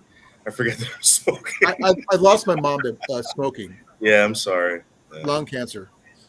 I smoke so much, man. I really do forget that I'm smoking. Sometimes I. No, You know I don't what's harp really on bad? it. The people who do, I don't Yeah. harp on it, but Yeah. I do ask to be respectful. Is all I ask. So I can't find that one, but I did buy this one a while ago. This is the old Jeff White Pathfinder knife that they used to make. The I remember that one. Yeah, this this is, I don't know. It's a pretty cool knife, but Is that the one he used on when he was on Dual Survival? Or no, not? the one on Dual Survivor. That's the one I wanted to show you. I have it in a box somewhere, but it came with the Kydex and leather sheath with the retention button on the side. Right. That was a pretty cool knife. That's got to be worth a lot of money. But these Jeff White knives were really really cool. They had those curly birch handles and everything. And I I'm don't a even know if firm, they're making them anymore. I'm a firm believer of function over looks, if I can help it. Yeah, I collect knives. Well, that's fine. That's perfectly cool. My boy does too. I mean, I've got cheap knives. I mean, I've got really cheap knives, but the Yeah. cheapest knife I have is actually one I got on a trade. It's got a bright orange handle. It's it's a god ugly thing, but it's sharp. It does what it needs to do. These were the BPS knives I was telling you about Right. that you can get on Amazon. It's basically a Mora companion, but they made it a full tang, and it was like $15. That's not a bad deal. Super awesome knife. Though. No, have you checked out the flisses though on Amazon? No, so I stopped buying stuff because it's just it's like a money pit for me. Well, this is like $25. Yeah, no, I believe it. I'm into look at how beefy that is. Yeah, I'm really into like cheap knives now. You know what else I bought? Check this out. I don't know if It's they got a made leather these. sheath. So I don't know if you remember the Ontario knives. They used to put out the I remember them. I don't know much about them. so these. I don't know if they still make these. They made a Kephart version of an old hickory. It's an old hickory knife. Kephart is from David Kephart, right? I believe so. I'm not sure. But I think he was on a loan.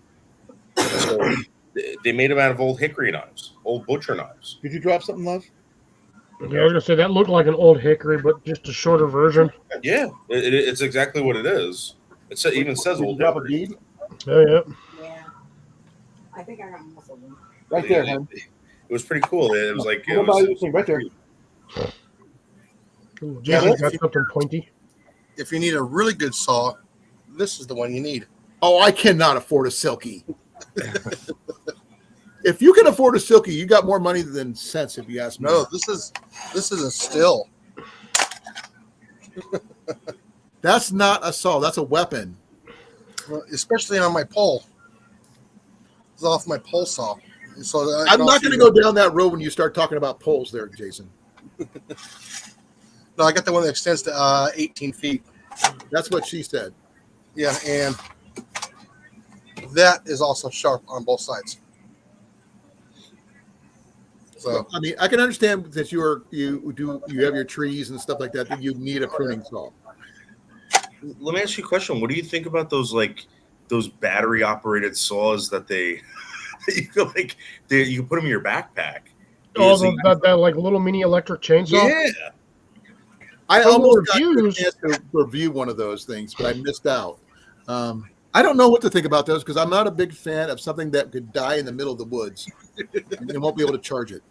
Yeah, Jason actually has it. He can show you I right now. actually have one. Is that what it is right there? Yeah, so Yeah. I think they're great for like my truck. Like if you're putting in your truck, I got a friend who has a cabin upstate. Yeah. I'm sorry. I think they're That's gimmicky. so cool. I don't know about that. They might That's- look gimmicky, but they'll still cut an 8-inch branch. Oh yeah. How These long things does the charge last, Jason? Will they kick back like a chainsaw? Not really.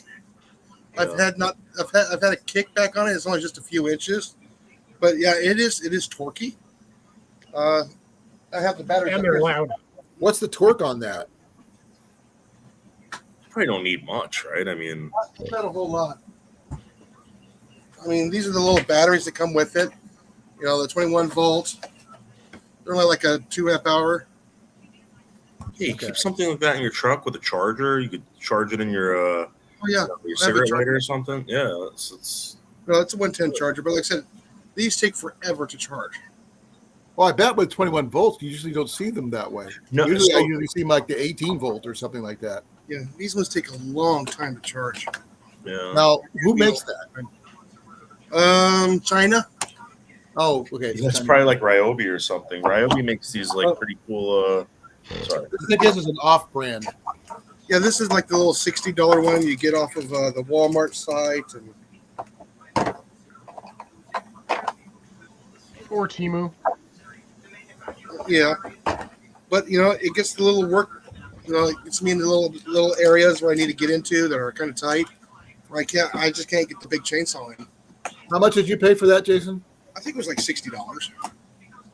Comes with two I batteries. literally chain, last month hubs, picked up a Craftsman at a freaking secondhand store for $20. A 42cc 18-inch Craftsman with case for $20. The Ryobi one doesn't look too bad. Yeah, they seem pretty. They seem pretty legit. Some of them are the batteries. They're just rechargeable batteries that are in the device. I think. Some Yeah, of them. I don't know if I would trust them. I'm sorry, I'm not a big fan of anything that's fully electric out in the woods. If you're, I mean, it's not No. your standard carry in the backpacker. No, but Yeah. but if you're in your vehicle and it's there, I'm definitely I'm not gonna go out there. So, Yeah, I like the one from Still. Still makes an electric one that is will actually outdo a gas one the same size. What size is it? Like the 026. 26 inch blade or Yeah, it's like a 24-inch blade. okay. I've got an 18-inch blade, but I know that electrics put out more torque. I do know, yeah. but I just don't like the staying power because I can always go easier for me to go find gas to put in my gas can or my Yeah. gas tank than it would Not be when you're me to 30 try to- miles oh no, Yeah. you're 100% right about that. My neighbor's got an electric mower. You know how many times he's knocked on my door? Is that part of your mower? Because my mower died, or the ones you My need wife's to, coming home soon. or the ones you need to plug in and they accidentally run over their cord. Those were back, and my grandfather had one of those. But They keep on running over the cord because they don't realize. there was always like duct tape all over the friggin' cord. Yeah. Hey, I'll tell you one thing about those electric ones with the cord. Every time you tell it to turn on, it turns on. Yeah. Yeah, That's why I'm sorry. No. Give me a gas powered any day. No, when you got a really tiny yard, the electric one is perfectly fine. But As long when as you you're just, near an outlet. yeah, you know, like I said, I had an electric one when I was in Chandler for the backyard. It only took me 20 minutes to mow it. The only thing that's close to being electric that I would like to see is nowadays I've seen a gas powered remote little one about that whatever full size, but it's all remote. Yeah, that's scary. You're literally doing this. Yeah. And or the programmable ones that you could, you program your yard in and it does it for you. But I think it's cool, but I don't know if I would trust it. Yeah. But No, you just it's nail like it a Roomba to the with a ground, brain. tie it to your lawnmower, to the front wheel of the lawnmower, and then tie it to the post, and you just turn your gas mower on and let it run. Only if you have something like that to attach to. You buy T-post. T-post ain't expensive. Yeah, but my lawn isn't square. It's square, not circle. Well, yeah. I have trees involved. Yeah, but you just make it so the lawnmower it makes it so it doesn't hit anything, and then you just let it go, and then when it's done, you just unhook it and just finish off the last little corners. I wish I can do that, man. I can't do that with mine. Yeah, my backyard's a big slug. It goes like down. It's like a hill. No, But- my front one does that. Yeah. Got two big giant maple trees and stuff like that. Yeah. But I bought a used Briggs and Stratton back in 2012 when I moved in, and it was used. And they still runs. Briggs and Strattons are fairly strong motors. Yeah. You can use them on anything, not just your lawnmower. Oh, I used to have a dirt bike with a Briggs and Stratton on it. Oh, I knew a guy who made a go-kart out of one of the motors. Yeah. And they run like nobody's business. Just they go through clutches a lot if you're not careful. They do burn out clutches if you don't know how to use one. That's on go-karts, though.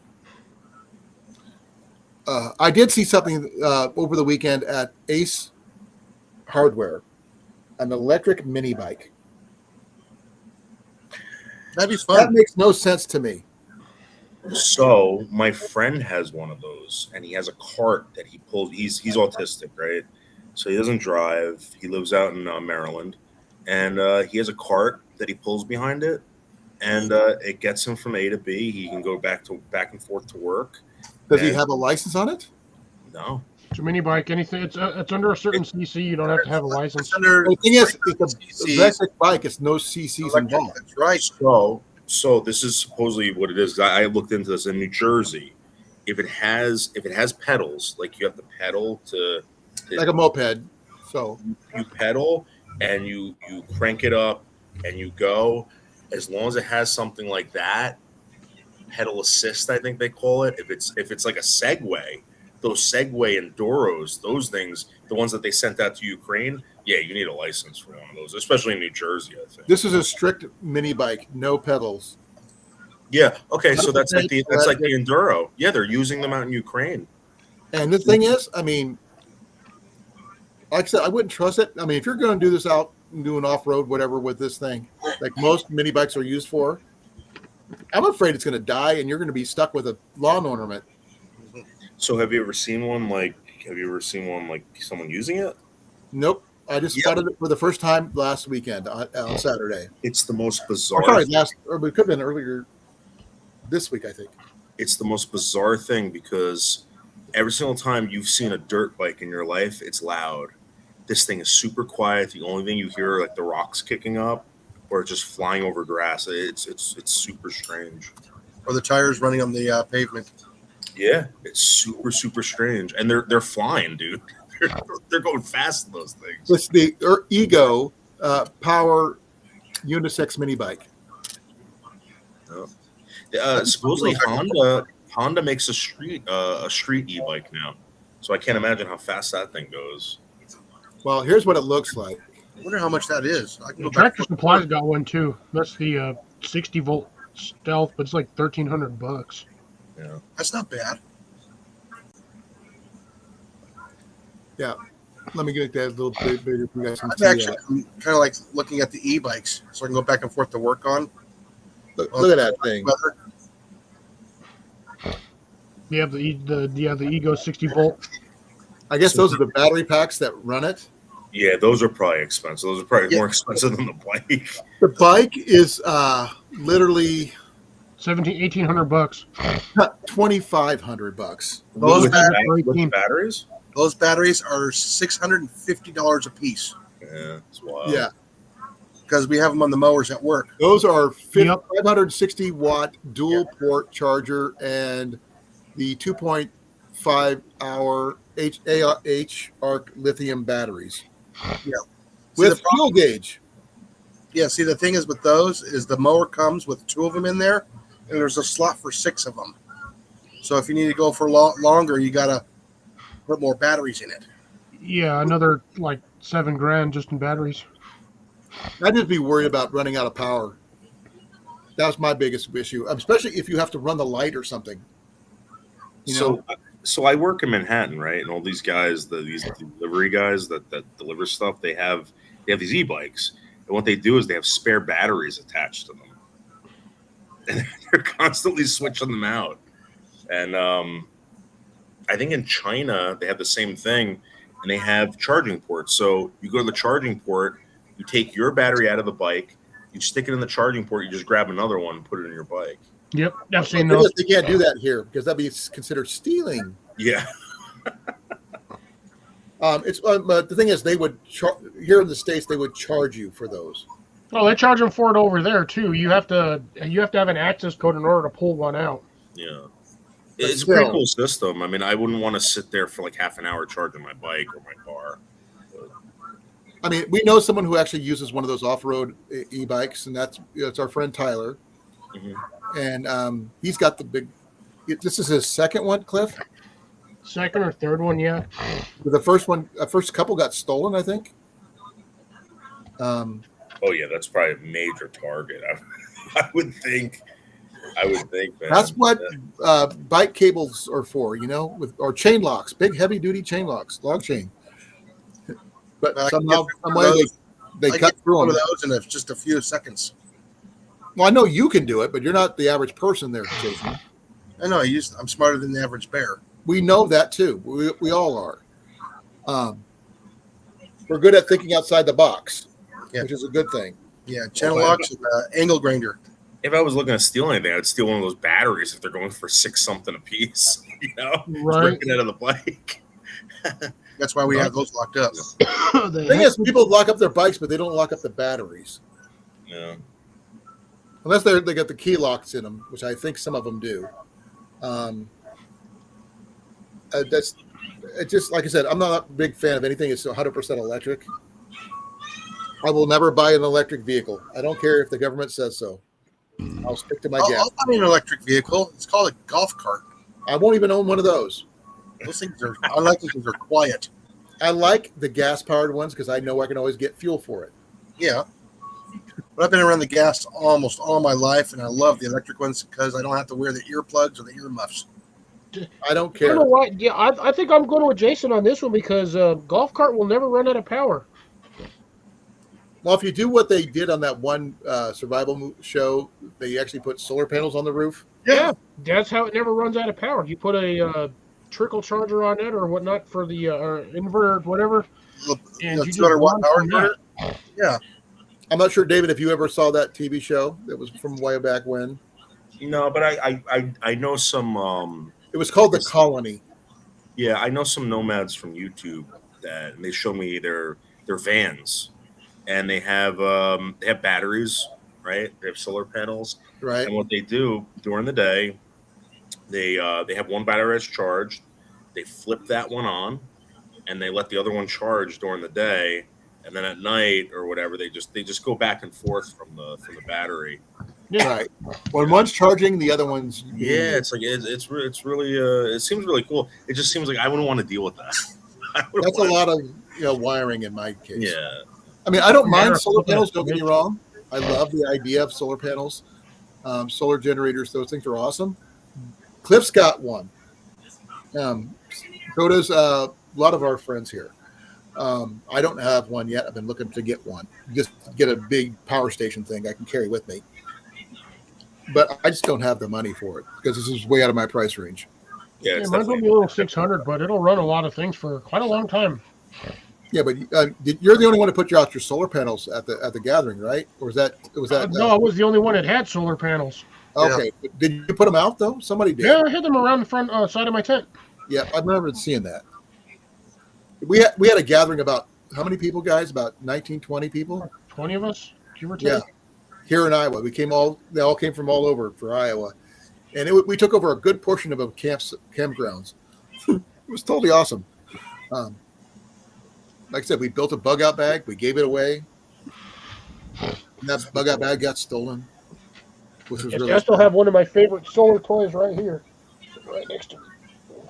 So let me ask you a question though. The solar panels, like the crystals in them, like disintegrate, right? Like even if you don't use them. Everywhere else, like anything else. Yeah. This is one of my favorite solar toys right here.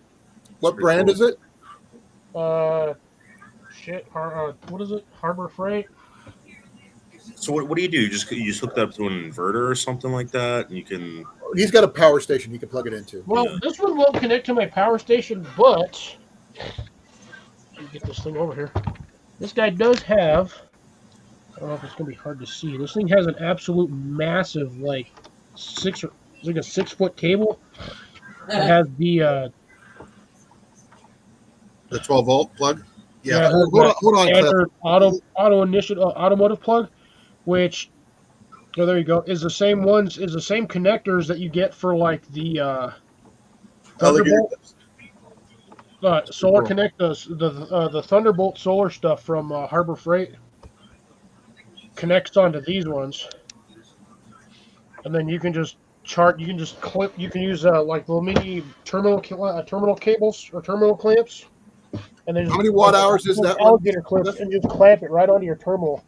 But what's the wattage on those? That one is 12 to 24. Okay. Volts. Volts. Okay. That one is I think it was a 75 watt That's not solar bad, briefcase. and it's durable. You got that case to carry it around, so it's a lot easier to carry. Yeah, That makes sense. and the supporting legs are on the outside. They are plastic, so if it's really hot outside, they will tend to Warp. flex and it'll kind of sink. But I haven't had that issue. Usually, as long as the legs aren't direct sunlight, you're not going to have them in direct sunlight anyway because you want all your solar collecting on the solar cells, not the backside. If you're collecting solar on the backside, you're doing something wrong. Is there any way to replace them if they do break? No, you need to buy a new one. You have to buy a whole new panel? No, you have to buy a whole new case. Really? That's kind of like Harbor Freight's thing, right? Like nothing, you could buy it and basically use it until it breaks and you can't replace anything, right? You just got to buy a brand new thing. I don't like that kind of deal, to be honest, myself. I don't like the things that are just, oh, it break, I'll just buy a new one. Don't get it fixed. Which is why I like Stanley and stuff like that and Craftsman because they have the lifetime warranty thing. Just replace it altogether with a brand new item. I've had that thing nearly a decade, and I haven't had any problems with it. Wow. Yeah, you know what? You know what else though? Like new stuff comes out too. People don't like to hold on to things for that long. You know, they might want to. Well, some things back in the day were built better though. No, absolutely. But I'm just saying, like today, it just seems like there's brand new stuff coming out all the time, and people are excited about it, and that's why Nowadays things are considered a disposable society.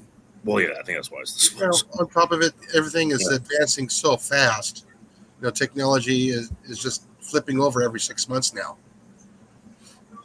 Now, I got another question, a backpacking question for David. When you were doing your ultralight stuff, I don't know a lot of ultralighters, to be honest. I know a few, but not very many. Because I was never considered that. I was on the other end. I like packing for everything, for every contingency.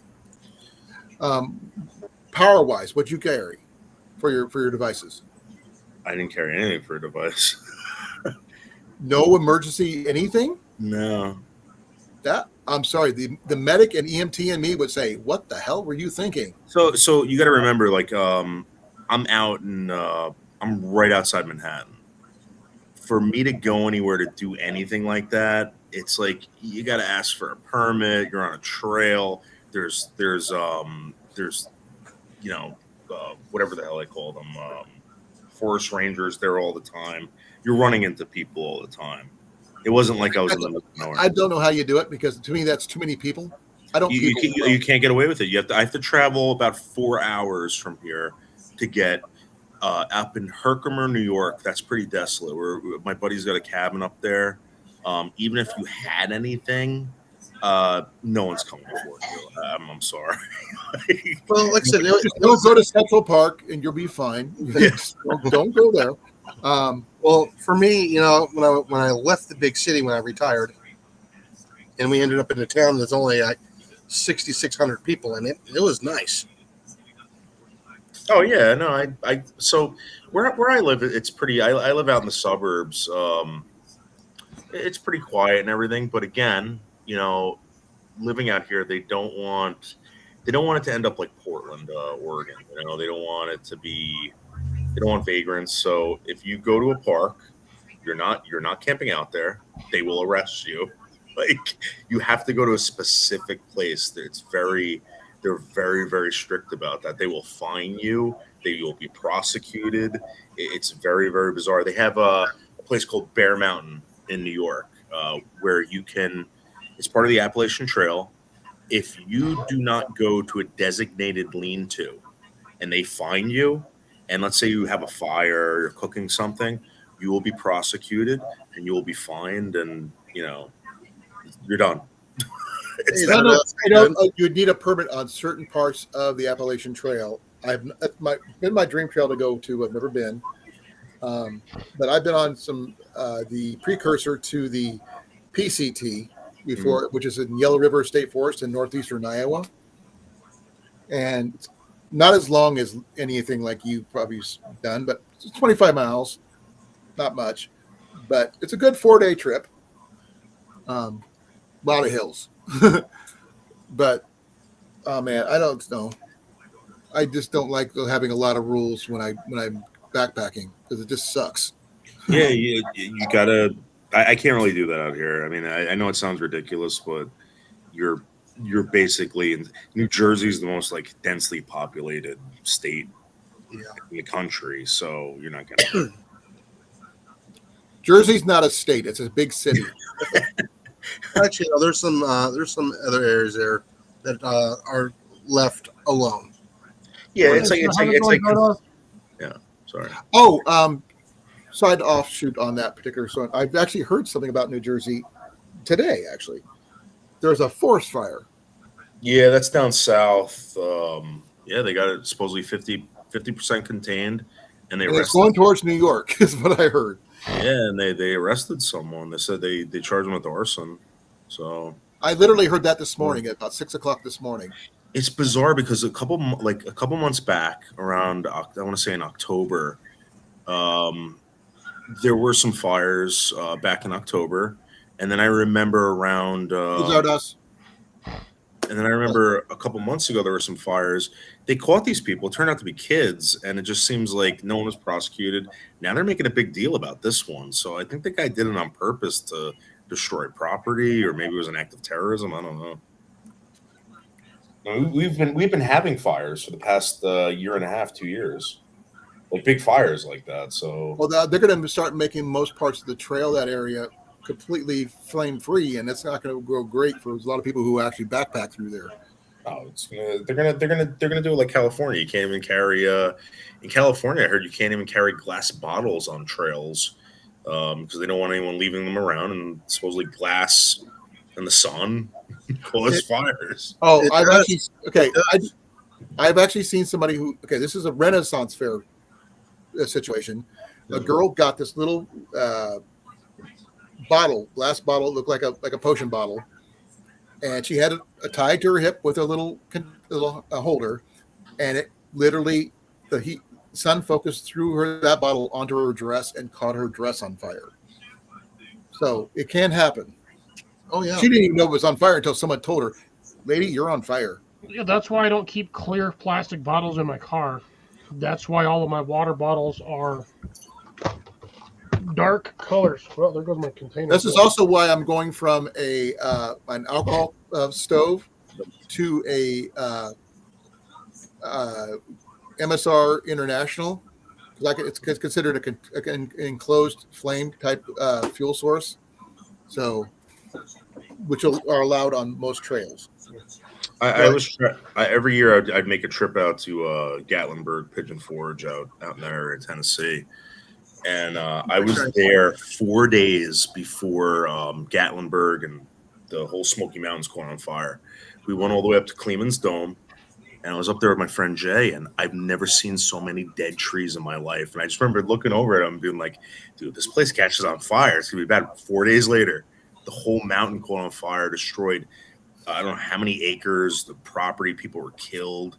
So it's so bad. I heard about that. Yeah. It's an unfortunate turn of events, but basically what will end up happening is over the course of the 10 years past that, it'll refresh or reset the ecosystem because of all of the nitrogen and carbon that trees released back into the soil. It just thinks that people have to die, like. Well, I mean, I watched a movie just I think yesterday about these guys were fire jumpers. About they a whole crew, I believe they're in Prescott, Arizona, that died. Yeah, the 19. Yeah, the smoke I jumper. can't remember the name of it, but you know what I'm talking about, Jason. Yeah, I was actually 11 people, or was it 11 or 19? 19. Only one survived out of the entire crew, and he was the newest guy. And he was with them. Nope, because he was sent up to scout somewhere else, and he couldn't get back in time. He got cut off. Yeah, it's sad. And, Usually when that stuff happens, it's smoke inhalation that gets you. Well, the crew got flash burned. Yeah, Their heat shields failed. They got too hot for their heat shields. Oh wow. They covered themselves up like they're supposed to. Did everything right. it's just too hot. It was just too hot. Wow, They got baked. that sucks. That's essentially what you're wearing though when you're using one of those fire blankets or fire sleeping bags. Basically, if it gets too hot, you're turning yourself into a baked potato. That's basically what happened. Mhm. It sucks. And then not just that though, with the amount of fire that's going through, it's basically sucking every set of oxygen out of the area. Oh, yeah. Even It's the just stuff trapped sucking it out. in the And you blanket. Yeah. suffocate. You'll probably suffocate before you burn to death. And where the fire was, it wasn't like a forested area. It's just real dry brush. Yep. Yeah, and that stuff just flashes so hot. It was a lot of it was pine, which is really bad because it There burns wasn't hard. a whole lot of pine there. It's almost like a manzanita, It's in this indigenous scrub family. oak, like a scrub oak, that kind of stuff. Yeah. And yeah, that stuff just burns. So But it missed that one really old, ancient 2,000-year-old tree, though. That's the one thing they did save. They did get to save that. But the fact that I just watched that movie yesterday, and it really got to me. I have a firm respect for anybody who does that. And those guys who did it on the trail cleaners during the hurricane last year, along the Appalachian Trail, the ones that went through and cut the trees down and stuff. Love those guys too, because they help a lot of people. Yeah, well, guess what? None of that's going to happen over the next 4 years. What do you mean? Oh, what? It's already been done. No, any more trail maintenance that's required like that will not be done for the next 4 years. Private people will do it then. Yeah. Because no one else paid for Western North Carolina. The government didn't. People did. Sorry. I had a friend. I'm not going down that road because I will. That's why I didn't say anything other than that it won't be done for the next 4 years. You know what I feel. I have a friend that does that in Pennsylvania. He went back to school. He became an arborist, and he got a job for the federal government, like counting trees.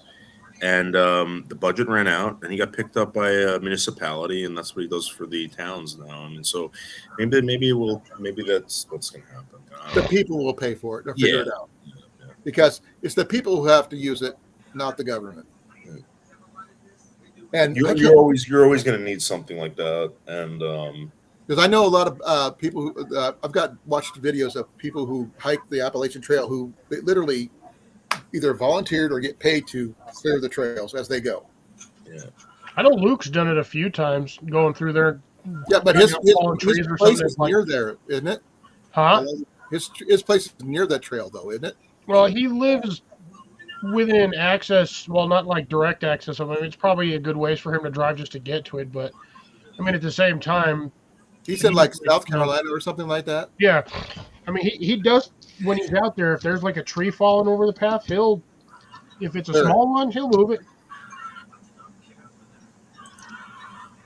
Did we lose something? Yep. Who did we lose? Not me. Oh, it got quiet. No. I was reading Zardost's question. If you like a tree, take a picture of it. It'll last forever. Well, that is to a point. Tree will last longer than the photo. Oh yeah, even digitally, it'll last longer. I don't. I just like being outdoors means to me a lot more than it. I mean, this is awesome, but I communicate with everybody in the world. But being out in the woods in the middle of nowhere with no cell service is bliss to me. It is rather enjoyable. I just don't know where. I wish I could have taken you up to Yellow River there, Cliff. I think you would have loved it. But yeah, if it didn't take me 14 hours to drive over there. It's not my fault you live in freaking New Mexico. No, but it's your fault you live in Iowa. Nope, I was born and bred here. I'm not going to. I left, I came back, and I stayed. So it's just. Why were you born and bred? My parents. I was given birth here. I was basically probably started here somewhere.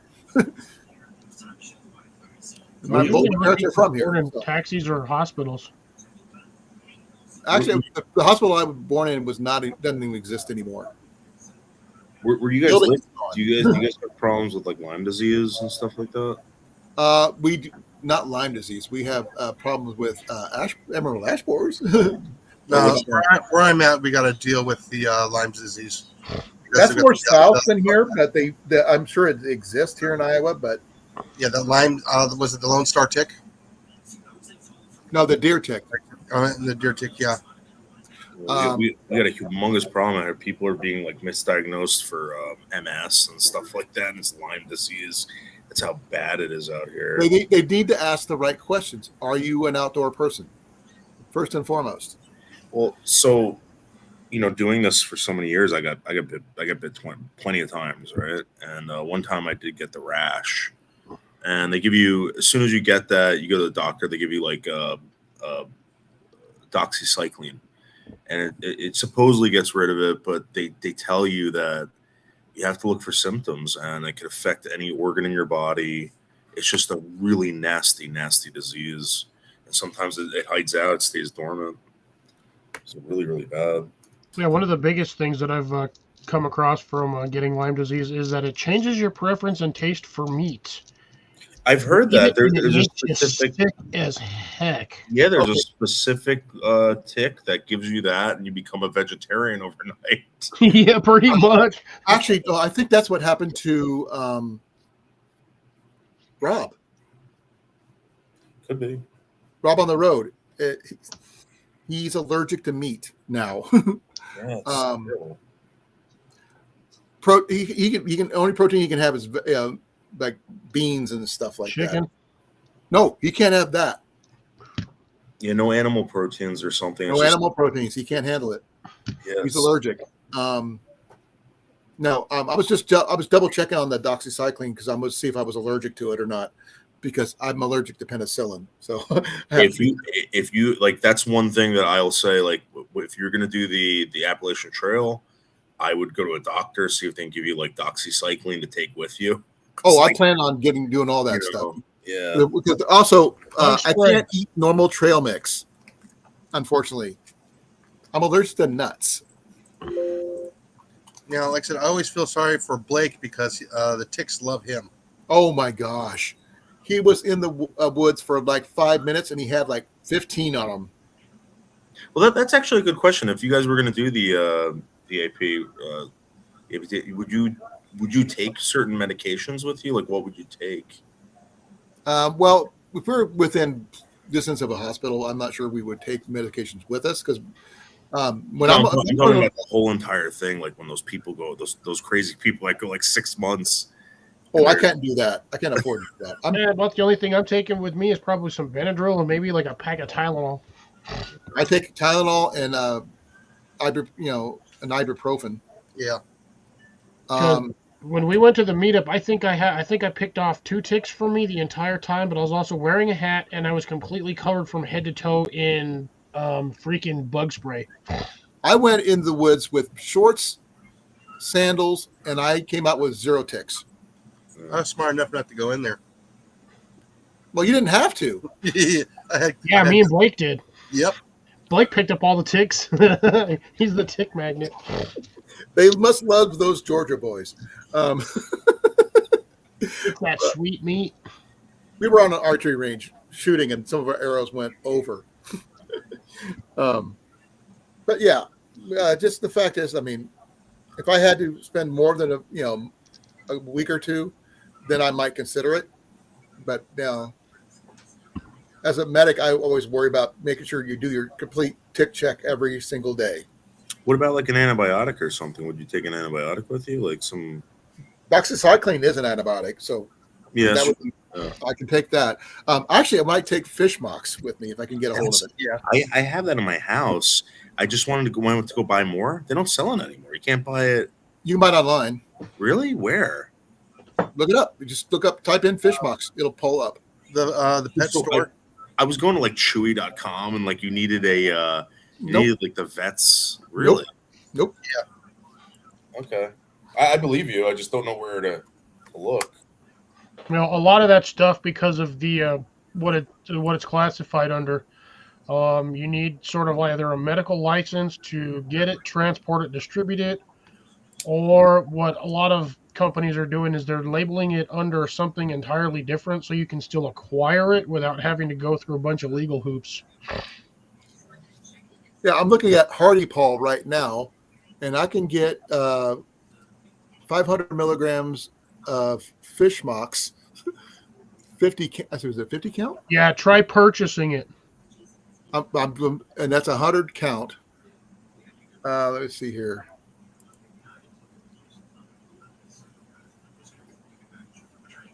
Because just because you can find it on the internet doesn't mean you can Yeah. actually still Nope. Nope. With shipping and everything, $45. Really? No, Yeah. no vet, whatever. Nope. Wow. All right. I mean, I was gonna keep. That is on Hardy Paul. I'll give you the web address. I'll post it. That way you'll have it. Any and all fish medications can be used on humans. I had a humongous, I had a really bad tooth infection 2 years ago, and I couldn't get to the dentist. Yeah, I popped that stuff, and pain went away. Went to the dentist, and he's like, "I don't know how you lasted that long." And I was like, David, it's in the chat. It's in the chat. If you want it, there you go. I just typed in fish mocks and it popped up, and I checked it. And I got all the way to checkout. All I have to do is pay for it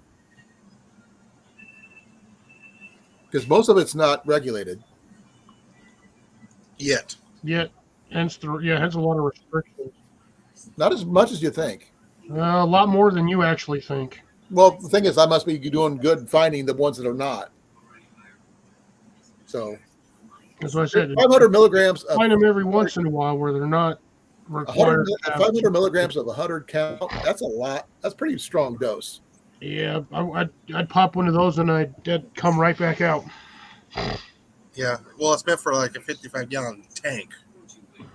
Yeah, but the thing is, you can also get them in lower doses, up to like a different size doses from that site. Well, That's just normally when something you have an that's infection, dose. that's what they give you, right? They give you the 500 milligrams.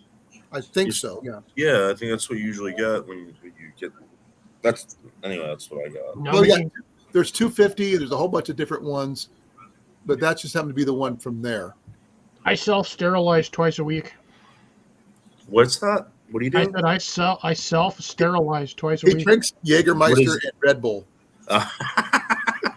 Yeah, Oh, and nachos. you self-sterilize. Oh, that's another thing I used to carry. I used to carry a little jug of Everclear with me, and I used to clean my utensils with that. I used to I'd make jungle juice out of that. Yeah, probably getting hold of Okay. EC now is a lot harder. They carry all kinds of fish antibiotics, which includes moxicillin, sulfa, ciprofloxacin, zithromycin, doxycycline, all that. Clindamycin, which is what I have to take anyway because I am allergic to penicillin. And they also just go to the store, go to the vitamin aisle, and just go buy like some Flintstones tablets, and then you're good to go for like eternity. no, you'll buy the 1-a-day Century for men. How the hell I Silver. know? I would have because I'm old. I'll go freaking buy a whole like a case of Flintstones vitamins, and I'll just pop one of those every day. And yeah, Well, you don't want to get the Flintstone chewables? That's what I take. I take The I gummy take the ones. gummies. I got the men's gummies. Yeah. I don't like the gummies for a reason because they melt. That's the only reason I don't like them. And they stick to my teeth, which I don't like that feeling. I think he's talking about the other gummies. Yeah. Well, that's a whole different gummies, and I don't want to have to worry about those. They're not legal here. Like I said, I hope I don't have to end up with those. Well, you never know. When they made it legal here, they started. I don't know if you even like it, but they started making sodas, which were actually pretty good. So we would take those like when we go like camping or something. We'd take like these sodas, and you don't have to smoke anything or anything. It's just drink it. My only problem I would worry about is someone has said, "Oh, let me drug test you." Well, it's legal here, yeah, and I get it. I know, but the thing is, he said, "What have you been smoking?" I go, "Not been smoking." And then they do a blood test on you. I go, "Oh, you got this in your system." Yeah. Well, I used to have a CDL, and they told us all the time. They said, The moment you get into like some sort of accident like that, we're taking your blood, we're taking your hair, and it doesn't matter if you smoked 3 weeks ago. If it comes up in the test, You're the state- fired. Yeah, the state will come after you.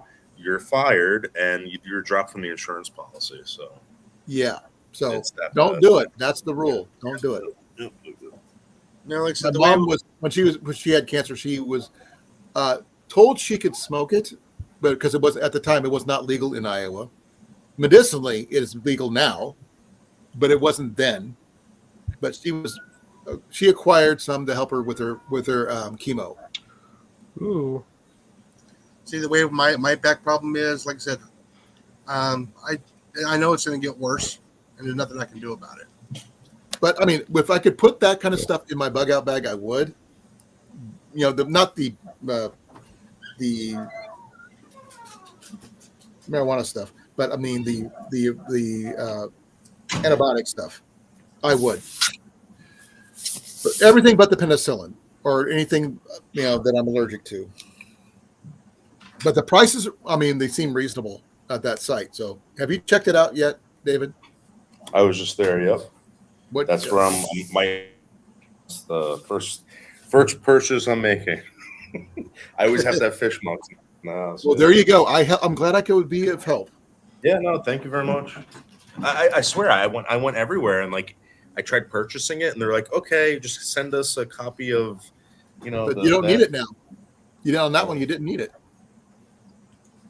As far as we know, Well, if he purchased it and didn't ask for anything, there you go. I'm gonna purchase it tomorrow. Yep. Well, let us know. Text Oh, me or something. Email me on my website. My email is on my about page, and just let me know. I noticed this one thing. There used to be tons of YouTube videos on this, and they're all gone. Oh no, they don't like us talking about it. Yeah. But it's perfectly legal, though. Yeah. It's just the fact is that Big Pharma does not like us getting stuff for cheap. no, it's the pharmaceutical companies, Yeah, big pharma. That's what I just said. insurance companies, I just basically said all that. Yeah. the And the thing is, artists in the world. it's the same exact prescription, same exact stuff that we could use, but in fish form. So the doctor, so I'm not the doctor, well, the dentist that I went to, when I told him about that, he said, don't do that. I said, well, why? Because you're giving me the same stuff. He goes, if you, let's say you have an infection and you keep taking that, your body builds up a tolerance to it and it no longer works. Like, are there people that are taking amoxicillin every day? No, they just did it because he didn't. He doesn't wants to make his own money by prescribing it for himself, from him, which he gets a kickback for. All doctors and dentists get kickbacks for the medications they prescribe. But it's amoxicillin. I mean, it's not like, I understand. Uh, If the thing is, if I had a choice, I would be taking aspirin every day for my heart. I would be doing the silic acid from willow trees instead. I mean, it's the same stuff when you go to the hospital and they give you a freaking saline drip. I can do that at my house for free. yeah, true. Like, And then- why do I got to spend $350 on a bag of saline drip at the hospital when I can just go home, put like a little bit of salt in some water, stir it up, and just drink that? No, that's Well, true. drink pickle juice. Drink pickle juice. It'll do the same thing. Actually, coconut milk is supposed to be the same exact thing. People shoot up heroin. Well, but coconut milk is the same consistency as plasma. The blood plasma. Look it up. It's the same thing. But I mean, still, But I don't know a lot of people growing their own coconuts. I'm trying to grow a pineapple. We'll see how that goes. Well, one of these days, I would love to sing the song "I've Got a Lovely Bunch of Coconuts" and it be true. But not going to happen here in Iowa. What is a pineapple tree? Is it a tree or a bush? It's a bush. A little bush tree. It's a shrub. I would probably call it a succulent. Well, let's look it up. See Yeah, what it they says. don't grow very high. It's not like what we always typically thought, where the thing is, like 20, 30 feet high, and you just start plucking coconuts off, or I mean, pineapples off. No, it grows like 2, 3 feet, and then that's it. And Yeah. It's like an agave. yeah, it'll make like 1 or 2 pups. So you can get like 1 or 2 off of each plant. Let's see here. It's a tropical plant from the family Bromeliaceae, whatever that is. Indigenous to South America, actually. Yeah, it's a tropical plant. Let's see here. It's an unpollinated plant fused to form a multiple fruit. It's a herbaceous perennial. It grows 3.5 to 5 feet tall on average. Yeah, and when you get one, And I love it on pepperoni pizza. does not belong on pizza. It does. Does Just not. pepperoni.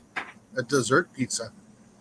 You want to know something? I've always said this because people tell me, oh, you shouldn't do the Domino's thin crust, a Hawaiian, is the best. That is the best, man. We got really good pizza out here, but like that is the best. Okay, I will let you know something, David. Yeah. I have a pet peeve about anything called Hawaiian that has Canadian bacon on it. Yeah. Can you tell me why? It's the sweet and savory. Nope. Not bacon. It's not bacon, it's ham. And then they should call it ham. In Canada, it's pea meal bacon. The thing is, if it's got the word Canada in it, it's not Hawaiian. That's the only thing that's actually got a country name on it is the bacon. So it's not Hawaiian just because it has pineapple. Well, I mean, I know some. That's a pet peeve. Sorry, it's just an old one that I have. Yeah. Cookie cutter bacon. Pet his peeve. Yeah, everybody has one of those. I think it's just wrong. If you like ham, if it's pineapple and ham, then just call it pineapple and ham. Yeah, no, my pet peeve is if somebody puts a letter and a number of a phone number. Wait, what? Instead of saying 0, they say O. Oh, Yeah, dude, I get that all the time when I get credit card numbers. They're like 500 or 5. I'm like, bro, there's no freaking 000. O in that, dude. It's It's a a 0. 0. What if someone used the word ought? Ought is the Hello. same thing. It's 00. Not double zero. It's just a regular zero. But still, It's a double zero. Yeah, ought is a 00. I've always called it a single. Yep. Well, you're not wrong, Zardos. It's also a gauge size as well. So This is what Zardos said about the trees. Yeah, like 20 minutes ago. Yeah, I know. It's been a while. I just noticed it. well, I I'm think doing they're research saving on- property, right? That's what they're doing. Well, they saved a 2,000-year-old tree. It's just one of those things. I've And a couple of the guys who were there on the crew, they proposed to their wives under this tree. So, I've been to older trees. well, but for Prescott, Arizona, I think that's one of the oldest ones in the area.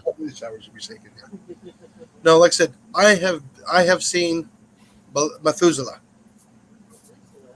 So Mhm. are all of you guys from Iowa or? Yeah. No. It's a tree. I'm from New Mexico. Name of a tree. Originally from Arizona. Okay. Now in Texas. I'm originally from Cali. Okay. So let me ask you guys a question because I thought one of you guys said Arizona. Do you have like any like because this doesn't exist up here. I know that we have like the Ramapo Indians up here and all this stuff, but do you guys like have like native cuisine out there? Like, is there any restaurants that serve native Not cuisine? here in Iowa. I can tell you. In Arizona, you would have to go to the reservations. Yep, same here. I'd have to. Actually, we have one person who was in the chat. That's TD Knives. Yeah, he's Yeah. still. He's actually in Phoenix, so he might know because his wife and him they grow their own stuff there, and she does their own herbs and stuff. And like I said, most of the native cuisine, there's not really a restaurant. You got to know somebody. Yeah, isn't that weird? That's because a lot of this stuff isn't quite USDA approved. Oh, That's oh. why. Yeah, I was thinking about that the other day. I was like, it's strange because we had our first like African American president. We never had a Native American president, and I've never been to a Native American restaurant, but I've been to an African restaurant. I've been to like like every other Multicultural restaurant. restaurants and stuff like that. Yeah, every other restaurant except for like. I'm sure Yeah. there. I mean, I've been to a Native American casino. Does that count? Yeah. Which means if I eat the food there, does that count? Yeah, because it's still technically American food. Traditional. Yeah, you would think they would be everywhere, It's all USDA approved. We have several places here that we have a lot of Native American tribes on here in Iowa. Just a few of them that I know close by to me have a casino on it. Unfortunately, Meskwaki is, I think it is. Isn't it, hon?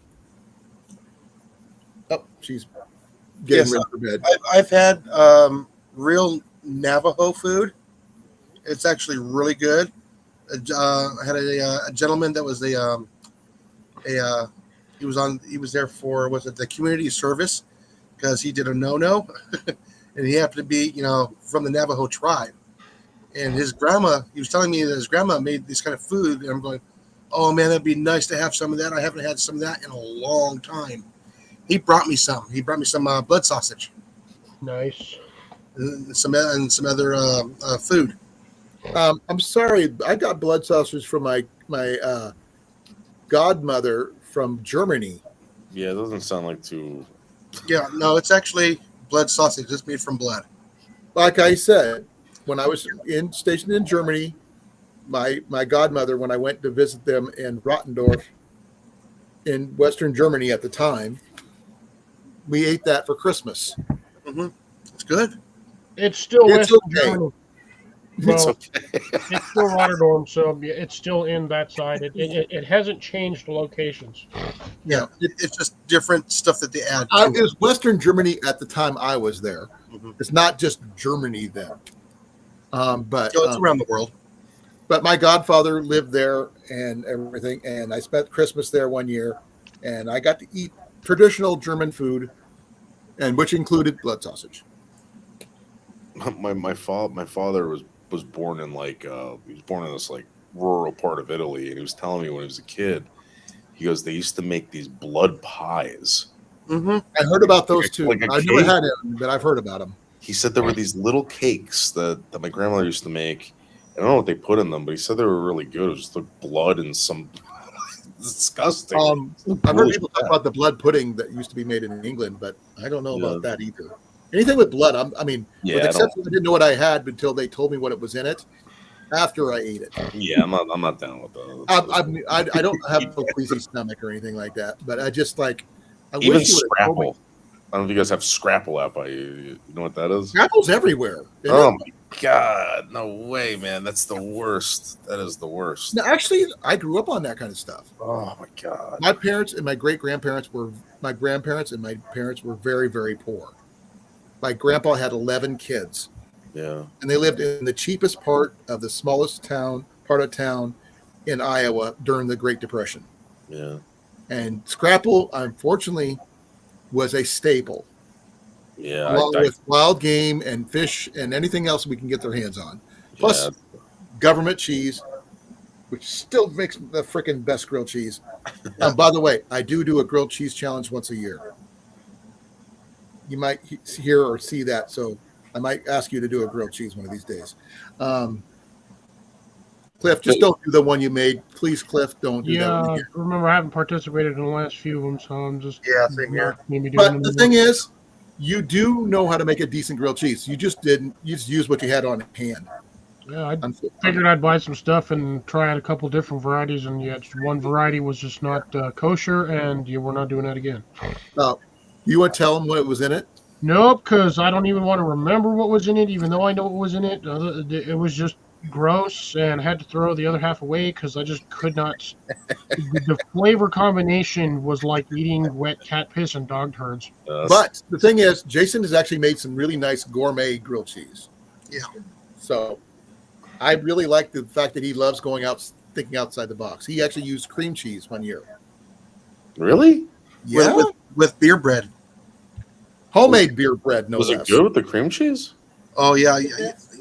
I mixed in bacon and sautéed onions in it. That's good. Huh. I started making meatballs with ricotta cheese, Mhm. and it's the best meatballs I've ever had in my life. Ricotta cheese. Yeah, Maybe I'll do the ricotta makes meatballs really good. Okay. Yeah. Do you, Actually, ricotta cheese, grilled cheese sounds interesting. Yeah, do you like beef stroganoff? yeah. I can't have beef stroganoff.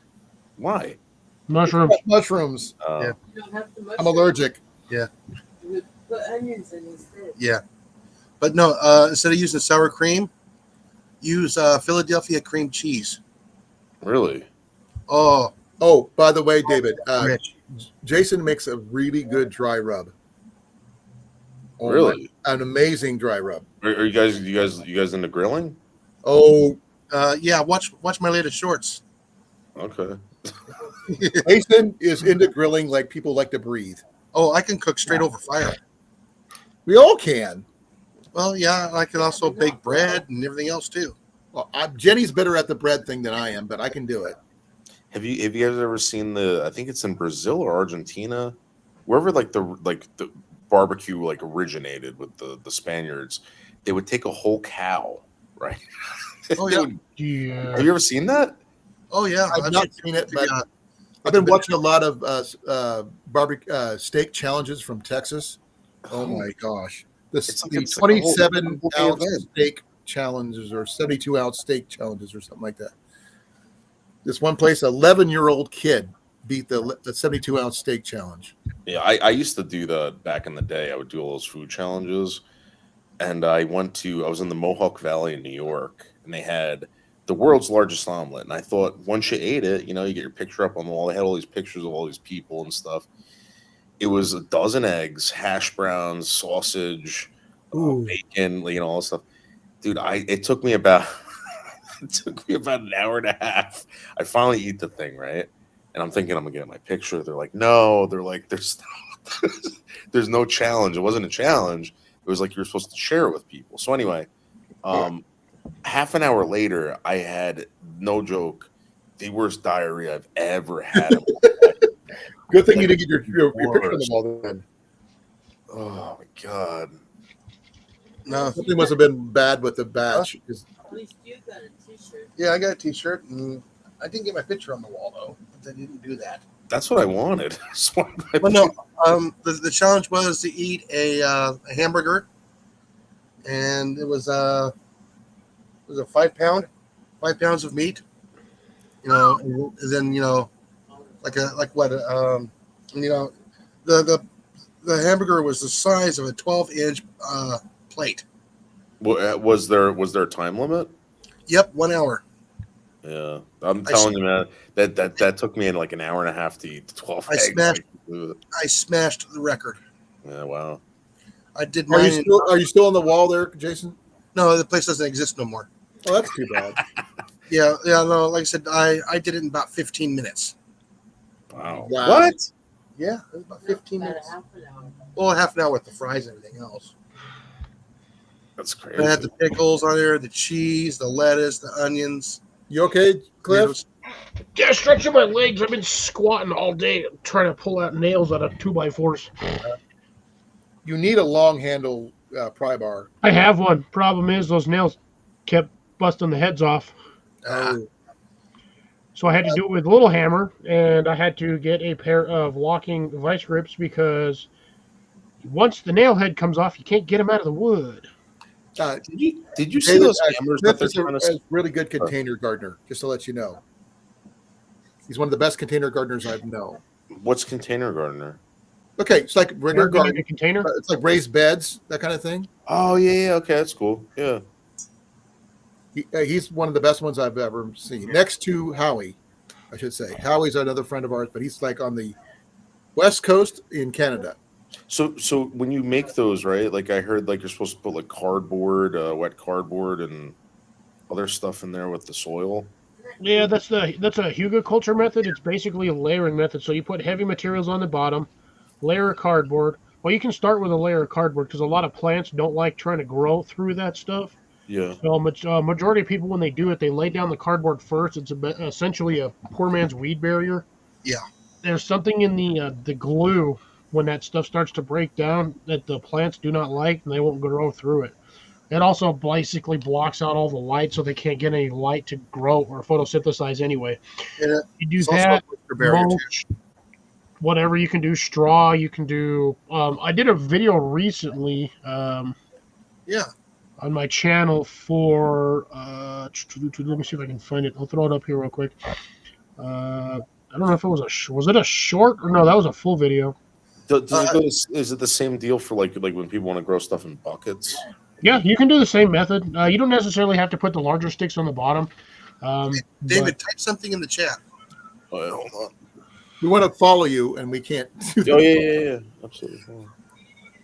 Sorry, I'm laying down in bed right now. Yeah, and give him a wrench too, so he can check on our channels. Because I'm gonna I type can do that. but, Actually, I got to give one to Zardos too, because Zardos has been in here enough. So I got to give him a. oh, here we go. This one. Yep. And give me a second here. I got to finish up with Zardos real quick. Here you go, David. You're getting your wrench right off the bat. They're awesome.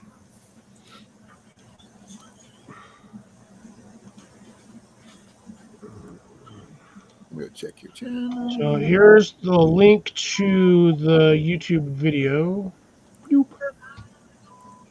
Now I'll send you right to it. And then I did. I got bored. This is the way I layered it, but the top 2 or 3 layered or top couple of layers of soil I actually just mixed together at one point. Yeah, I'll just do that. It'll be easier. Now I wanted to show a layering method on like how I layered it before I started mixing it all together. Oh, so you're doing cardboard, mulch. I had put on the bottom of those ones because I'm on sand, and I don't want the trees. Because he's an Albuquerque. Trying to get up under there. Oh, So- they're not that high. It's not that high. I thought No, they're only like 8 inches deep. And he's growing pretty much anything he wants for the most part. Really. Is that how you're doing your pineapples? No, my pineapple's in another container. It's in a 16-inch planter, whiskey barrel, like a plastic whiskey barrel style planter. But he did make a couple good raised beds within the last week or so. And he's planted potatoes. He's planted, you said asparagus, I think? No, carrots.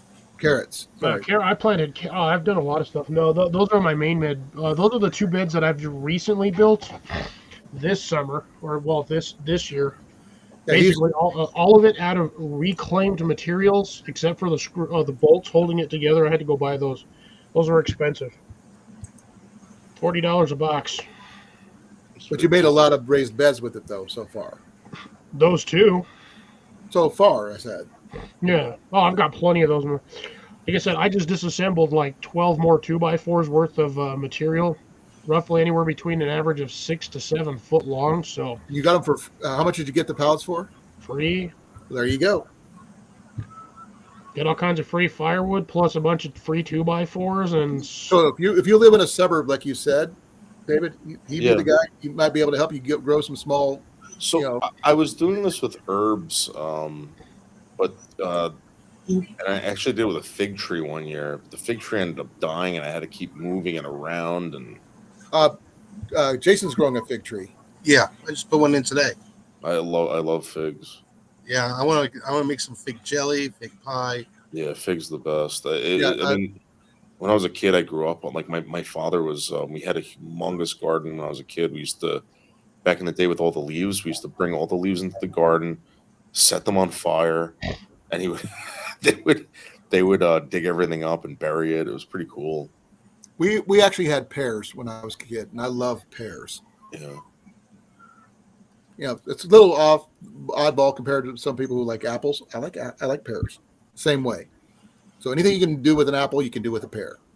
So you have 3 types of soil in there too? Yep. He makes his own compost. Yeah, I usually I buy a bunch of stuff at the like big box stores, basically like your red and blue box stores, and then I just kind of mix together a bunch of stuff. And usually I've had some extremely good luck with Oh, the hi, stuff Sean. that I make. Hey, Sean. What up, Sean? Sean's our Colorado person, but he's also multi-state because he travels across the United States in a truck. He's our truck driver. I just do outdoor stuff. I do camping, pest control, cooking, fishing. Tell him why you're called Pest Hunter. That's what a gentleman called me a long time ago. Just being a smart ass. Nicknaming me because I was catching all the vermin. So they called me Pest Hunter. He was a pest control officer in Technician in Arizona. Like, what kind of pests do they have out in Arizona? Probably dangerous ones. Everything from We 2 got legs in to 8. Mexico.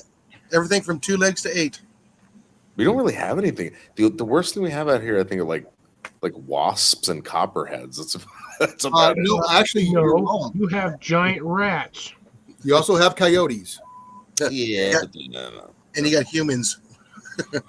but coyotes are in New York as much as anywhere else. No, they don't. Yeah, but they don't bother anyone like these. Oh, these you just never seen it happen. you think Too many people get people in attacked? New York. Yeah, they pack Really? up, dude. They You do. know, there was one year we camped out in upstate New York, and my friend wakes me up and he goes, there's dogs out here. I'm like, what are you talking about? And wake up, and we got flashlights out there. I'm seeing all these eyes lit up. Yeah. They were coyotes, and I threw a rock at them. Dude, they didn't budge. I swear to God, they stayed there. Oh, I think you get deer, coyotes, foxes, raccoons. Got to watch out for those. But you also, and possums. Yeah, I had a deer experience today, and that was kind of awesome. Another one of our members, Doug, who goes by South Florida because he's moved to Florida, is originally from upstate New York. Well, we again, I'm just saying, like, we don't have like these demon lizards and venomous. We got 4 we got venomous the big snakes lizards, but here in they're not Iowa. demons. We have coyotes, we have bobcats, we have cougars. Yeah. They reinstated those, and they said, "Oh no, we don't have them," until Hate somebody to saw break it one. to you, but every state has cougars. Yeah, that's And true. Yeah. in rare occasions, we actually have moose and bears. Yeah, lions. In extreme northern Iowa, we get bears. We have a bear hunt in Jersey every year, and Bears are pretty much everywhere. Dude. Yeah. So in New Jersey, they want them dead because it's bad. Like, people were at one point, people were getting attacked by them. So because they become urbanized. Because Right. They don't realize they're omnivores. They eat anything. right. So what happened was my buddy gets this license. We go out to this park. They told us we were allowed to hunt in this park. So we're sitting out there. We're waiting 8 hours, nothing. So we go to this restaurant. Like, he's got his gear on and crap. And they're like, "Oh, did you go to the bear hunt?" It's like, "Yeah." I'm like, "Well, did you guys get anything? Did you guys, see anything?" We didn't see anything. We're in the park for 8 hours. They started laughing at us. And I look at him. I'm like, "Well, what did you do wrong?" And he goes, "Well, what's the problem?" And they're like, "You have to hunt outside the restaurant. So you're allowed to hunt with 150 feet from a domicile, or like a doorway, building. A building or something like that. So everyone just waits outside by the dumpsters in the morning to shoot these bear." Now, did he go back the next day and say, "Hey, there you go"? Yeah. At least he We knows all where to wasted go an now. entire day and got nothing, and then just could have waited till like 4 a.m. for dumpster bears. Yeah, we sat in the park, and I basically stared at leaves. You should have went to near the dumpsters in the park. They might have been a better place to go. Wherever the food is where they'll go. Yeah. Like I said, they're just giant versions of raccoons. They will pretty much eat anything they can get their paws on. So, like I said, when I say we cover all topics here, David, we do. Mostly outdoor stuff, and but we do cover a lot. You have a So- lot of experience on everything. So would you like so I try to I help people I'm not saying that like you need help or anything like that, but I help people like build communities. I Oh, have we have a really strong community. yeah, so I have certain people that I have a friend that's in a slingshot community. They also do bows and stuff like that. Would you want me to send them by? Yeah, you could. I've got one of our friends actually made his own slingshot this year. Okay, awesome. Yeah, because we're going out. We're supposed to be going out to And I'm a Albuquerque. bow hunter. Yeah. I do traditional mostly, all 100% traditional. I'm actually the 2019 Iowa Games Bear Bow champion for the Master Senior Division, which means probably nothing to you, but it means I'm really good at what I do. I've been shooting for over 20 years. And one of my favorite bows is right in front of me, but you can't see it. Do you know a gentleman named Bo Kraus? I don't know. Okay, good. He hates me. No, I don't know. Yeah, I've been to basically every community, and it's just like everyone seems to know each other. This is it. Oh, that's awesome. Yeah, This is also my most expensive bow. I can't show my stuff. Well, the AI program will shut us down. Yeah, Really? he does air rifles. Yeah. So the gentleman that I want to introduce you guys to is into like PCP. That'd stuff be like that. Jason's Yeah. specialty. Yeah. So we have people who cover pretty much all topics. literally. What's his name? His name is Slingshot Warrior. No, I don't know. Yeah, he's I'll talk to him. The thing is that I was telling you about the autistic friend that I have out in Maryland with the bike. That's the guy. He's been on YouTube for a while. We finally got him monetized and everything. We're starting to bring him to events and I'm he's monetized, so I'm the Yeah. only one monetized on here. But Jason's close. Cliff doesn't have enough people. He's working on getting more people. yeah, But- you just got to keep building the community up and everyone. I'm doing pretty. I'm okay. I'm not great, but I'm okay. I've been injured for the last year and a half to 2 years, Yeah. so I haven't been able to get out. But I'm good. I just got my knee replaced, so I'm starting to get out and about and walking again. So I'm really happy about that. I am now titanium powered. Nice. I feel like the Bionic Man, sort of. How long have you been monetized for? If you know what I mean. 2 years, 3. Ain't been that long. Yeah, it has. We still only have 2 people watching. Hey, 2 is better than none. Yeah. By the way, just to let you know, of our friend Sean has driven over 1 million miles all Wow. over the road. He's a 1 million mile man. Oh, wow. Congratulations. No accidents? Nothing like that? 'Cause I know that counts too. I used to drive trucks. Now he's stationed out of Denver, I believe, and it took him most of his career to get there, but he got there Yeah. last year. How many hours is that? Sean? right? Oh, Jesus Christ. I can't imagine, man. I can't imagine either. How many Gatorade bottles of piss? That's How many another- how many has he filled rather Yeah. than how many has he drank? How many times has he mistaken the yellow Gatorade for the other bottle? That's why you don't use the same color. Yeah. Don't drink the same color you leave. No, he just recently had to put his truck in the shop because it was broken and they hadn't had a chance to fix it. So I haven't heard if he got it fixed yet. He won one of my giveaways I did out of a telescopic fishing pole, which was really cool. Ooh. I gave away some fishing poles and stuff. I do giveaways occasionally. Cliff does some too. There's one thing I'll say about being a truck driver. I can drive anywhere. I don't get pissed off anymore. I don't have like road rage. I've never had that. You know what I mean? The only I can thing I sit would in worry about traffic. is my back. Yeah, like I just sit in traffic. I don't care how long it takes.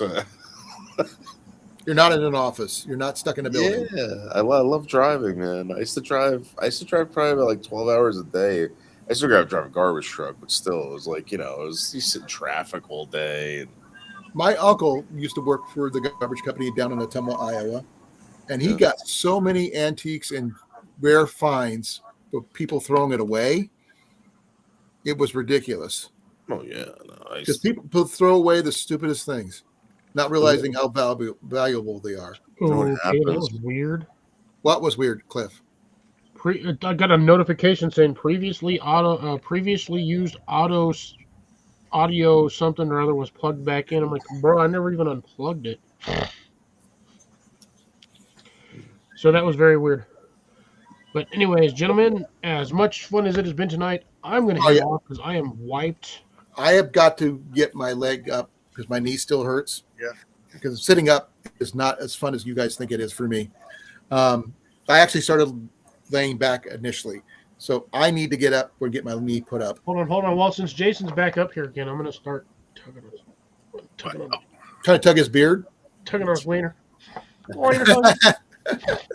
Well, thank you for coming, David. It's a pleasure to meet you and talk with Yeah, it you. was nice meeting you Nice guys. meeting you, David. I'm on twice a week, Tuesdays and Thursdays. He's on Wednesdays. Yep. And he's on Saturdays. All right, Saturday. I'll talk to you guys. All right. Be well, be safe. Love you guys all. Green room. And I'm out of here in Like 5, Green 4, room. 3, 2,